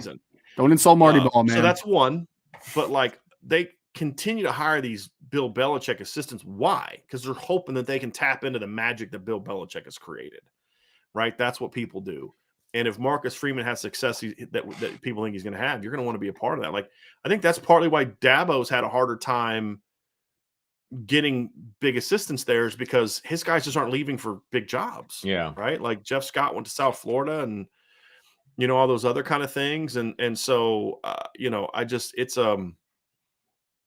then Urban Meyer, I mean, guys are getting jobs coaching with Urban. You look at some of the guys that have gotten head coaches from him. So coaches who want to have aspirations are going to want to, jump on board with that one. And I think that's going to have a part of it. Plus, it's going to be a good work environment. It's very demanding. He expects you to do your job, but he's not in your face, like screaming at you and doing all that other kind of stuff. There's people that like that, because there's, especially coaches with egos. Like, I'm a grown man, dude. You come at me like that, we're gonna have a problem. This job ain't worth that. Yeah. You know what I mean? So, and that's why Nick Saban turns over coaches so much, because it's a hard place to work. Speaking of egos, I've got mine's Mine hurts at the moment. And I'm going to go ahead and put this one up here. I don't like this avatar. I don't like it at all. It says it's called Vince's receding hairline. And there's a picture. Not overly funny. There's a picture of my head. And I don't think that that's a receding hairline, but whatever. Yeah. Fine. I'll read your question anyway, because I'm bigger than that. I think it's a great hairline. That's just my opinion, though. Thank you. All right. How do we feel about potentially having 5 studs at running back? Do you think any of you think we have a hit for the portal? Okay, I got to read this again. Do you think any of you think we hit the portal for a wide receiver? Okay, so there's 2 questions here. One about having 5 studs at running back, and one about hitting the portal for a wide receiver. I mean, it's never a bad thing to have talent at a position, right? I mean, we're in the age where players might transfer at any points, so like that's always a threat. But I mean, I'd rather have too much talent than too little talent. So that's where I am with that. Absolutely. Not opposed to having talented players. Yes. Portal for wide receiver, we've talked about a ton. I don't think that you need to go there yet. I don't think that that's a necessity because, again, it's not going to help you until the fall semester anyway, right? So right. I think let it play out a little bit. They will hit the portal. I mean, they will try to find a guy, but it's most likely going to be more for a depth piece than it is going to be for anything else. For a starter. Yeah, there's some guys in the portal. Like there's a kid from Louisville that just hit the portal that if you can get that kid, sure. He had like 19 catches for over 400 yards last year. I'm sure, go get him. But those guys aren't jump. And I've tried to tell people this. Most kids don't jump in the portal like, okay, I'm open. Where am I going to go? They have an idea. Most kids from Power at least those high schools, level guys. Yes. Now a kid from Johns Hopkins hitting the portal so people can know, hey, I'm here. Here's what I got. But the kids that leave Alabama or leave Louisville and places like this that were actually good, Jahmyr Gibbs did not hit the portal and then Alabama called. Right? Do you all understand that? Like that was the done deal. He hit the portal because the portal was created to be the first step in the process. It is not. But as it is when the NCAA does all these stupid things, it's never how it intended, right? Well, we meant it for good. Well, whatever. You failed. It's now the final step in the process. Yeah. Right. And it's for the bigger name kids. So yeah, he didn't hit the portal thinking, gee, where am I going to go? He hit the portal saying, okay, now I can officially get what I need to get to Alabama, so I can go to Alabama. Right. Right. I mean, that doesn't. It's not true of every case. There's some kids that genuinely hit the portal and and have interest, but it's rare that these big time schools are having that happen to them. But sure. Another super chat. Thank you very much, Ricky. Really appreciate it. It says, happy Good Friday, IB Nation. What are you guys hearing about the offense adapting to TB12 2.0? What is your confidence level in Tyler as a passer? Our confidence level has always been fairly high. Tyler Buchner as a passer. What I've seen in person, I think he's looked great. I've had no issue with him as a passer. And are they adapting the offense to him? I mean, to a degree, that's not going to be identical to what we saw with Jack Coan. Mm-hmm. I mean, but the offensive philosophy is still going to be very similar. Right. I mean, I just think really the big adaptation, Ryan, is just going to be the quarterback runs. I mean, It's not going to be like it was last year. They did that because that's the skill set that they needed from Tyler. Mm-hmm. They're going to run him as much as they did last year, but look, it's going to be a part of it, right? It's going to the quarterback runs is going to be a part of it. I think the screen game will be part of it. I think, I think RPOs will be a part of it. We started to see that last year. I think it's the quarterback runs that's really going to be the adaptation, and that's not really an adaptation. That's just tagging something. Right? Like you're already running inside zone. Now you just tag it to where you don't need to seal the backside off. You're just doing it as a read and the quarterback's responsible for the backside. So it's really not a huge, this is what I keep saying, like, Ryan, I think there's this thought that because, we've been asked about Dante and Tyler Buchner. Well, if Tyler, if Dante replaces Tyler, what's going to happen in regards to them changing nothing changes. The offense doesn't need to change. You're just going to this is your offense. You just focus on these things a little bit more than you did some of those other things. It doesn't require you to change your offense. Right. Yeah. I mean, you said it perfectly. You're going to use obviously some different wrinkles to get Tyler Buchner's athleticism involved a little more. Mm-hmm. And like the RPO might look a little different because there might be a little more of a read extension off of the it might be that triple RPO that we did in that breakdown that they did a little bit Brandon Wimbush in 2017. Oh man. And speaking as a former coach, that is such a B to stop, dude. My God, when that guy can extend it right there and then all of a sudden that little boop and it's out of there. Mm-hmm. Yeah. So yeah, I think it just becomes it just looks a little different, but it's still the same concept. Like you're not changing the offense. There's just a new wrinkle that's off of it. So Right. All right. What's next, Vince?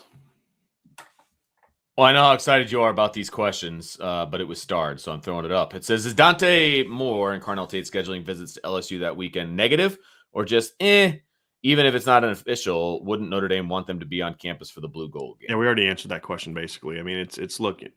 Yeah, you'd rather them be on campus, but if it means they start their official visit process earlier, then that's a plus. I'm also still not worried at all about LSU for Tayton Moore, but No. yeah.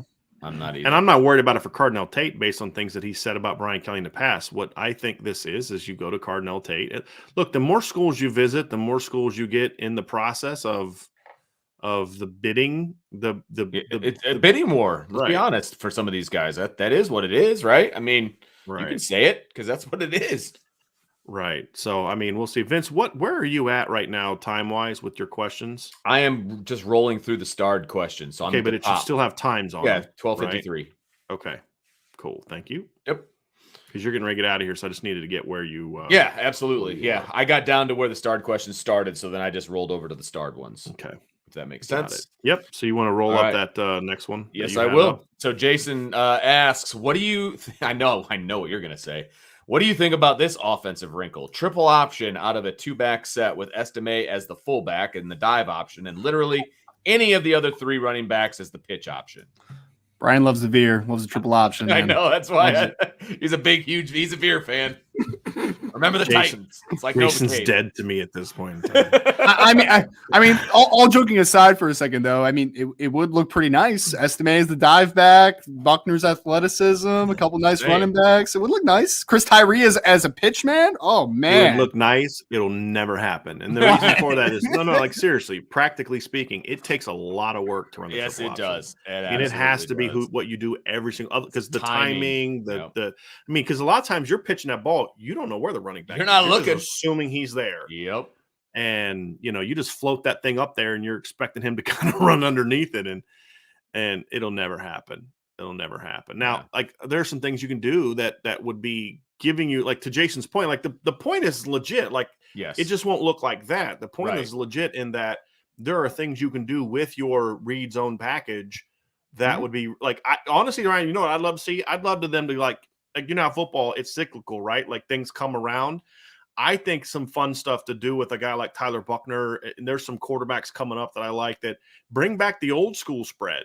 Remember, like we got that slot guy kind of going in motion, and he's the pitch guy, and you're just running read zone, and then that guy comes around, and then you're pitching off of it that way. Like I think that'd be more practical to do if you really wanted to do that than the other. But I think a lot of the stuff would be just more off reads because once you involve the pitch into it, Ryan, it becomes a dangerous play. It's tough. Everybody wants Chris Tyree in the slot for some reason. So, let's give it to him, Brian. A little old West Virginia action with Pat White and Steve Slayton. There you go. But that's why I also like the RPO triple you were talking about so much better is because if you mess up a forward pass, as long as it hits the ground, you're fine. Right. You mess up an option and it's a fumble. It's a live ball. That's a good point. And so that's why I like the RPO sometimes a lot better than the read zone and a lot better than the option because it eliminates some of that risk that's involved when you're running those type of concepts. That's fair. So, yeah. Robert is next in the queue. He says, in yesterday's show, it was mentioned that James Laurinaitis is officially a grad assistant. What can he do on and off the field or practice? Is he helping with tackling improvements mentioned? Well, the nice thing is, and this is the shocker, like I have no clue how him and Chris Watt are eligible to be graduate assistants. I have no idea. There has to be some sort of NFL rule that your clock doesn't start till you're done with the NFL. It has to be something like that. And I don't know the rule because normally it's 7 years from the time you're done playing. And they're both past that, but they both also had professional careers, and so maybe that's it. But it's great that that's the case, that it's happening. But anyway, the nice thing is GAs can coach, Ryan. I mean, they're basically assistant coaches. The field coaches, yeah, and you can be on the because an analyst can work with guys in the film room, but he can't instruct on the field, right? And a GA can, right? And, I mean, the only honestly, thing the GAs are restricted on is recruiting. right? Being on the road recruiting. Right. Yeah. Right. Now, the nice, like Tommy Rees in 2017 was Notre Dame's quarterback's coach. He was technically their graduate assistant. As a grad assistant. Because it was the year before Right. they were going to expand the coaching staff. Right. So it's like, be the GA this year, and then next year you're getting that full-time slot. Right. Yep. And so, Brian Kelly employed a graduate assistant quarterback's coach, but had a full-time special teams coach. So still with him though, so it's all good. Thank God. No comment. No comment. I'll comment. You're allowed. Thank God. I coached one of his kids, so I'm gonna not comment. But and she was adorable and really good. But anyway. I've met his daughter. She is got a lot of personality. Adorable. She's a really cool little kid. She was so cool. Yeah. I really enjoyed coaching her up. So, but she had to leave mid-season to move to the boot. So anyway, I got to roll, guys. I got a game to get to. It was wonderful as always. Happy Good Friday. Happy Easter to everybody out there. And I will see you guys later. You guys carry on. Good way. Yeah. Good luck. Good luck. Thank you. I like this one, Ryan. DM ND13 says, how much in super chats would it take for you to have a show just on your highlight tapes, bro? I think we should do a Wednesday night, just breaking down your highlight tape is what I think. It'd have to be a huge super chat number. Huge super chat number. Set a number. Yeah, it'd have to be a pretty big one. Ron Kateki, Lorenzo Styles is a better player than Kevin Stefferson. Similar games. Discuss. I mean, yeah, he's a better all-around player. Stefferson, I think the one similarity I see is that they're both very smooth players, and I think that they kind of eat you up a little bit because they don't look quite as fast as maybe they are, and then you're kind of like, oh, they're by me. They can move a little bit. So I think that Lorenzo is a better route runner than Kevin ever was. I think he's a more natural hands catcher than Kevin ever was. But Kevin was really talented, man. I mean, he's one of my biggest guys where I'm just like, I wish it could have worked out because he was a really talented wide receiver. I think he was more smooth and fluid than Lorenzo is. That's fair. Lorenzo's a lot stronger. And I would argue Lorenzo's faster, like just pure speed. Kevin wasn't a burner. He just was so smooth, and he was full speed from like step one. He was deceptive. But he wasn't like a burner. Like in his 40 times at his pro days weren't, I think he was in the 4.5s, right? I don't think he was all that fast. So, but yeah, I think he's a better player. Kevin was a really natural receiver. That's the thing about him. He's a very natural football player. And then we do got to kind of get through some of these questions because it is getting close to 2:30. Just so you all know, I put the link to the Jabron Payne show. When we leave here, we're going to take about a 30 minute break. And then we're going to be back at 3:00 to carry Jabron Payne's announcement. That's the 2022 running back who's going to make a commitment today. Notre Dame, Kentucky, a couple other schools are in the mix. So we'll have that. Mark Applegate, how is Clemson getting ranked 4th? This is referring to the ESPN Football Power Index. How is Clemson getting ranked 4th? And I really don't think there is that big a gap between us and the top 4 teams. I mean, name recognition for Clemson. I mean, that's what it is. And their down year, folks, they went 10-3 last year. It's not like they were 4-8. I mean, yeah, they weren't a great team, but that's kind of the thing is they weren't a great team, and yet they still went 10-3. And the other thing that we have to remember is, they beat more ranked teams last year than Notre Dame did. One, but it's still more than Notre Dame did. The other thing, too, is Clemson finished hot. I mean, they won their last 6, and their bowl game against Iowa State, that was a close game. But prior to that, I mean, their last 3 games were 44-7. They beat a ranked Wake Forest team 48-27, which is going to knock Wake Forest out of the playoff contention. And then they beat South Carolina 30-0. They ended the season on a pretty strong note. I mean, and they've got a ton of dudes coming back,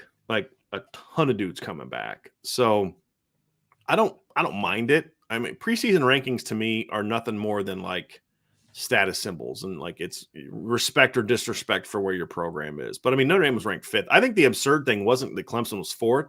It was a dumb comment the guy made. Like there's a bigger gap between Clemson and Notre Dame than Notre Dame and Baylor at 19. Like that was just a stupid comment to make, in my opinion. I'm like, do we not forget that Notre Dame in this stretch, Clemson's beat Notre Dame, 3 out of 4 times.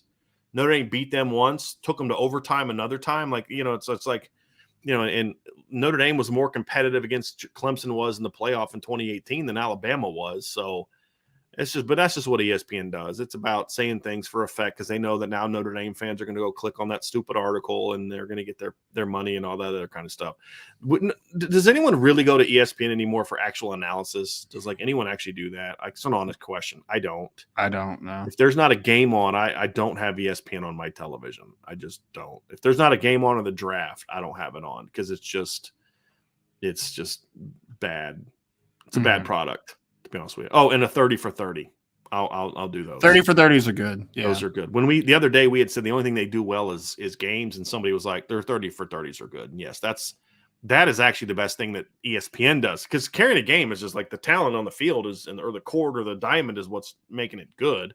Because normally it's that game was good, but man, those announcers are annoying as crap. You know what I mean? But the 30 for 30s is an excellent thing that they do. There's no doubt about it. Yeah, they do well with documentaries. Yeah, just in general. very good stuff. When they actually do reporting, they used to be good at that, but they got rid of all their good reporters. So John F. says, a little off topic. Thank you for the super chat, John. I live in South Bend and I'm proposing to my girlfriend on May 9th. I was planning on doing it on campus in Notre Dame. Any suggestions on specific places to pop the question? That's kind of funny. I'm going to actually be in court. I got jury duty that day. But to me, I think there's a couple places that I can think of that, down by the lakes, if some of the construction and stuff is done, is really pretty down there. It's maybe go on a nice walk around the lake and all that kind of stuff, and then maybe pop the question, because the grotto's right there too, which is a pretty cool one. The basilica's right over by there. Those are good. If you want it to be more football oriented, try to, one of the times where they're taking a tour, they do tours on campus. I don't know if they're still doing those because of the stupid COVID stuff and whatever, but if they're doing tours, you can maybe get it down on the 50-yard line, something about that, maybe down there or in the locker room. But I think anything down by the lakes and the grotto and the basilica are really, really cool places to do it, in my opinion. Yeah, I mean, if you want the background and just kind of the the feel, I think those are all good suggestions, John. I just hope that your hopefully soon to be fiance is not watching the show right now. Hope not. The other one is if you're looking for to me the grotto and the lake is really aesthetic for just you and your presence. If you're looking for really cool shots, do it in front of the admin building with the Golden Dome in the back. That would be really nice. So if it's about the photo shoot, then it's in front of the dome. If it's about the moment, then you want to do it. You want to do it there. Ryan, where did you propose to your wife, if you don't mind me asking? I took her down on a little wine trail to Cape May, and then I had a carriage ride and took us down to the beach. So nice. Yeah. I proposed to Angela up in Estes Park in the mountains. So nice. That's one of her favorite places. Yeah, get to a couple of these super chats here before we get out of here. I want to just get to make sure that we get to some of those. John F. also with the super chat said, also wanted to add, been a member since October, and I love IB Nation. Thanks, guys, for everything you do. Cheers. You're very welcome. And the other thing we forgot to do is I hope she says yes. So good luck with that. Mason Sidwell with a super chat. Thank you, Mason. He says, if you had to pick one linebacker to win a Buckus Award at some point, who would it be on the Notre Dame roster? I mean, I'd have to go with Maris first, just because he's a veteran. And then after that, it comes down to, on the current roster, it comes down to Prince Collie or Jalen Sneed would be my next. Jalen would probably be my next guess, as long as that's assuming he puts it all together, which there's no reason to think he won't. So tons of upside. I think those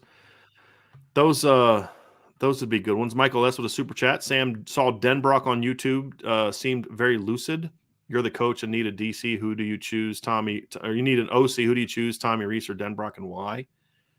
I'd go with Tommy Rees. Yeah, I like Mike Denbrock. I just think Tommy Rees is more creative. I think Mike's a good football coach. He's a good guy, good recruiter.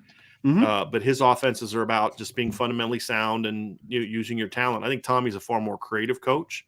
I think Tommy does a lot more of the modern stuff well. Mike did a nice job. I mean, look, he led a Cincinnati offense and went to the playoff last year. Right. But it was more of like we saw Notre Dame in 2015, just use your talent and do your job to win the games. But, in the big game, he couldn't do things in the Alabama game that got his players he had open because they weren't good enough individually just to be outplay Bama.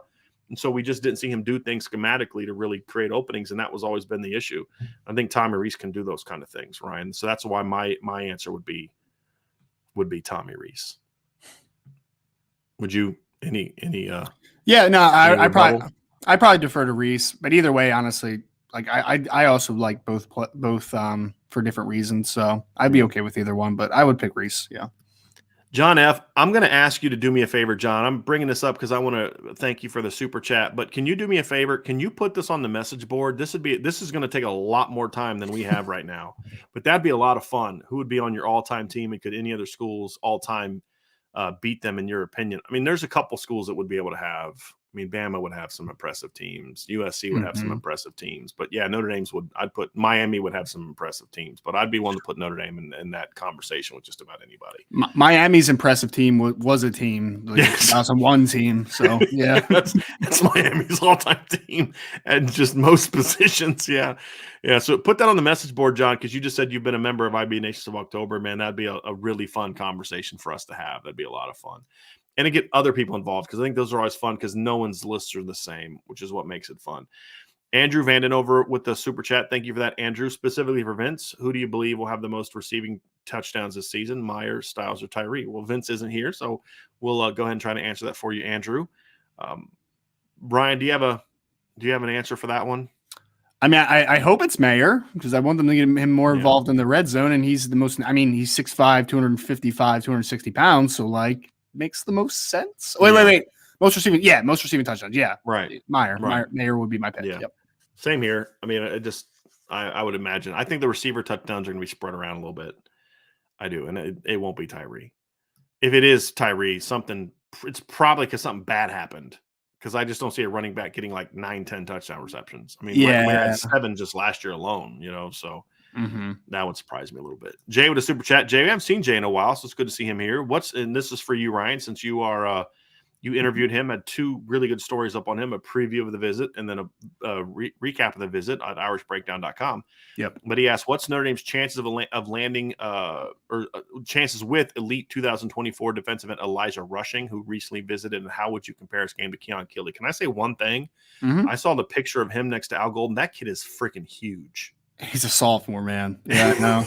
He's a monster. I showed my buddy that picture because I was like, I mean, he looks like Keon Keeley a little bit. I mean, like, honestly, man, he's a massive kid.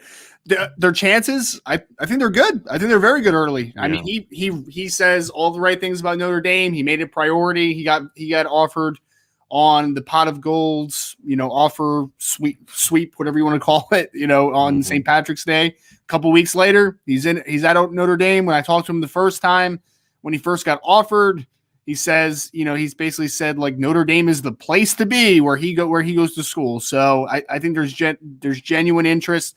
It's an imperfect comparison, Jay, for me to Keon Keeley because I've only seen Keon Keeley's junior film. I have not seen him as a sophomore. All I'll say is that Elijah Rushing is kind of similar. They're both 6'5 plus. They're both extremely long.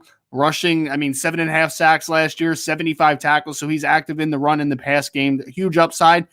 I just think it's not fair for me to compare a junior highlight tape to a sophomore highlight tape. So I'll get back to you on that. I'll take a look at Keeley's sophomore because I know Brian said that he liked Keeley's sophomore highlight tape. Loved it. Yeah. But he took a huge jump, obviously, as a junior, which is expected. As a sophomore, he was a kid that you could see the natural talent. He had an incredibly high ceiling, but he had to fill out and all that. The biggest difference between them as sophomores is Elijah's just thicker. I think Elijah, to me, is going to eventually be a big end. I don't think he's going to be a Viper. I think he's going to be more of and I think Notre Dame would like to transition to more of that type of big end where it's not a big 3 technique type of guy. They want someone that can rush the quarterback.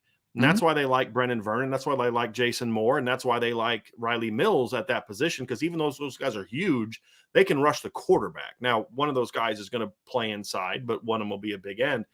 And that's where I'd see Elijah Rushing is like, with Keon at Viper and a kid like Elijah Rushing at a big end. I think that ideally is where Notre Dame would like to go with that alignment. But I think, he's 225, 230 now, that frame, if that's what he's listed as, he's going to be 260 pounds or 250 pounds by the time he's a senior. He's a big boy. He's definitely more than 225. He told me the first time that he has been very, very, very focused on adding good weight this offseason. Okay. So I think he's already into the 230s. Yeah. If that's the case, then that's impressive because he looks bigger than that, so yeah, he's a really impressive looking kid, Ryan. Just a couple more super chats. Then we have a couple other questions. I think there's a couple really good questions I wanted to get to here. Bayside Tiger 6 with a super chat. Which TV movie coach would be a good fit at Notre Dame? I'm going with Hayden Fox. Eric Taylor, Friday Night Lights. Never the saw show. it. It's the good. The TV show or the movie? TV show. TV show. Yeah. Boy, that's He's very, very religious man. He does everything the right way. So Eric Taylor. Honestly, man, I'd have to I don't know. I'd have to think about that. Because a lot of the football moves I think of, like the head coach, you'd have like Ed Elzate. No, that was his name in Last Man Standing. What was his name in Necessary Roughness? He was like a do it the right way. Gennaro. Gennaro. Straight Arrow, Gennaro. Straight Arrow, Gennaro. Yeah. My favorite scene from that movie, and there's so many good ones, is when he's in the hospital and the defensive coordinator's doing his speech, and he's like, "Let's go over what's been working for us." Not a gosh dang. And he and then he just like does it. He's like rip his head off, and down his blanking throat, and then he's like, he pauses. Let us pray. It's just like such a coaching moment. It was so great. Hayden Fox would be a good one, but like Hayden Fox, like that wasn't that show kind of like they were kind of goofy, right? Like they were kind of like they had the thing I didn't like about that show. I'm being honest with you, and I'm being a little serious for a minute. But like they were coming off like a championship or whatever, right? Like something like that. Like, but then they portray them all these bumbling idiots, right? Like Dauber's like a meatwad. The defensive coordinator is Luther's like just this moron. Mm-hmm. And it's just like, how do these guys win a championship? Like they're a bunch of idiots, So I just kind of never really liked that one a whole lot. Here's a good one for you. Ryan, I'll get to you. Rank Keon Keeley, Brennan Vernon, Jason Moore, and Boubacar Traore. That's pretty easy for me. I would go Keon Keeley, Jason Moore, Brennan Vernon, Boubacar Traore. Vernon and Moore is a legitimate conversation. I would entertain either order of that, but I think that's my safe order there. That would be mine as well. I think if we were going to – part of the problem is with the way Brennan's used, it's hard for him to play to his full potential. Agree. So I would say that the conversation for me, I don't have a conversation about who's a better player right now. It's Jason Moore. The conversation I would want to have is who has the higher ceiling if used correctly. I think that would be a little bit of a different conversation for me. But, I mean, I have the same order that you do, Ryan. Matt Last says, Brian, I know you don't want to talk about Tate anymore, but if Notre Dame gets James on the 19th, who do you think becomes the de facto number one receiver target? Who takes that spot on their board? Well, I think Rodney Gallagher's a guy they love. I'm not super optimistic that Notre Dame's going to get Rodney Gallagher. I'm just not. I need to see him on campus first. I don't know what it is, but just I think they have a shot at him, Ryan, but there's just, you never get that bad feeling. You have no evidence for the bad feeling. You just have a weird feeling like, I just don't know if they're going to get that guy. Right. That's how I'm going to feel about Rodney Gallagher until he visits and I hear about how that it went really well.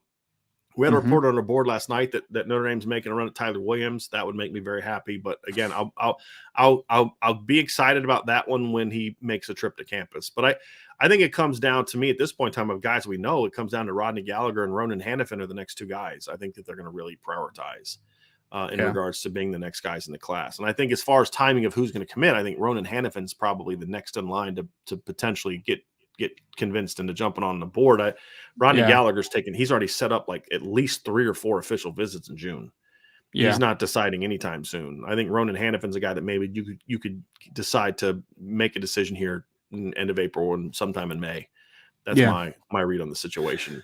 Yeah, I read it similarly. I think they would love Rodney Gallagher. Like you said, the process for him is just really starting though. So it's not a easy to read timetable for him. He's going to take his time on it. I think that they may prioritize Jaden Greathouse to a degree. They're going to have him a couple times on campus. I hope they prioritize him to a high degree. And then I guess Rico Flores would be another guy to at least keep an eye on. But I would agree to your read. I think it's Rodney Gallagher and Ronan Hannafin are probably the top two. We have a super chat from Tommy Guns. He says, attention to my wife's comment. Tommy, I don't see anything after that. So I'm not quite sure. I'm not quite sure what you're referring to. So I was looking down there for it and I didn't see anything else after it. So if If I'm missing something, can you just put it back up there so we can see it here? And then there was again, we're going to be about 17 minutes. We're going to be on again. There was one other question that I had that I wanted to get to. I just want to make sure that I don't skip any of the over some of those super chats. And I appreciate all of those. Let's see here. Oh, here's an interesting one. We'll wrap up with this. Quinn Kelly says, hypothetical. Notre Dame loses Marcus Freeman to LSU as the defensive coordinator. Brian Kelly still leaves after the 2021 season. Who is Notre Dame's head coach right now? I mean, realistically, who would I want them to be the head coach? Who do you think it would be? I have no idea. Do you have an idea? I think it'd be Luke Fickell. Okay. Yeah. That makes sense. Yeah. And I'd be okay with it, but I wouldn't be thrilled about it. I'd be solid with it. He's a good coach. And if he said no, it'd probably be Matt Campbell. I think those were kind of the next two guys on the board for Jack Swarbrick. I'd be okay with both of them, honestly. Yeah. I mean, obviously, I'm happy that they had Marcus Freeman more than both of those. I think they moved the needle more. But they'd be solid coaches. I mean, they'd be like Brian Kelly, but just different. Yeah. I mean, I think that would be. Yeah. I mean, they're definitely not dynamic, right? And that's what I think Marcus Freeman could be, is dynamic. So I would probably, I've gone back and forth on this. I think I might have said the opposite answer before. I'd probably go with Matt Campbell over Luke Fickell, just because Luke Fickell's such a dry. I think you need a little personality to successfully recruit at Notre Dame, and that's Luke fair. Fickell doesn't have one. Mm-hmm. I mean, he can recruit to Ohio State because he's an Ohio guy and he's passionate about the play. There's just something about Luke Fickell. I think he's a heck of a football coach. It just makes me wonder if Notre Dame would be the place for him. Especially as like kind of grumpy as he gets about things. Like, this isn't the place you want to have that kind of personality, because it would not go over well, in my opinion. So that's going to do it for today's show, everybody. We are going to be back here at 3:00. We got to quickly go run and get some things. We're going to be back here at 3:00. We have a new channel launched. It's a new. We're not going to be in here. We have a different show already set, so you're going to want to go check that out. It's we're going to be carrying Jabron Payne's commitment. He's going to make a decision. You guys know how CBS Sports is. It'll probably be like 3:10 before he finally makes it. But it's listed at 3:00, so we'll go carry that. And Ryan, because Ryan, you checked, and it was definitely on CBS Sports, right? Yep. To my knowledge, we'll do that, and we'll get rocking and rolling. So. Yeah, it would be a lot of fun. And somebody said if the stupid bar incident didn't happen, Urban Meyer, there's no way in heck. The bar incident isn't why Urban Meyer wouldn't be Notre Dame's head coach. There's a million other reasons why Urban Meyer wouldn't have been head coach. But yes, come back and join us here in about 15 minutes, y'all, for the announcement for Jabron Payne, who is going to make his decision today between Notre Dame, Kentucky, and some other schools. So thanks for joining us on today's Irish Breakdown Mailbag. We will talk to you all again literally very, very, very soon.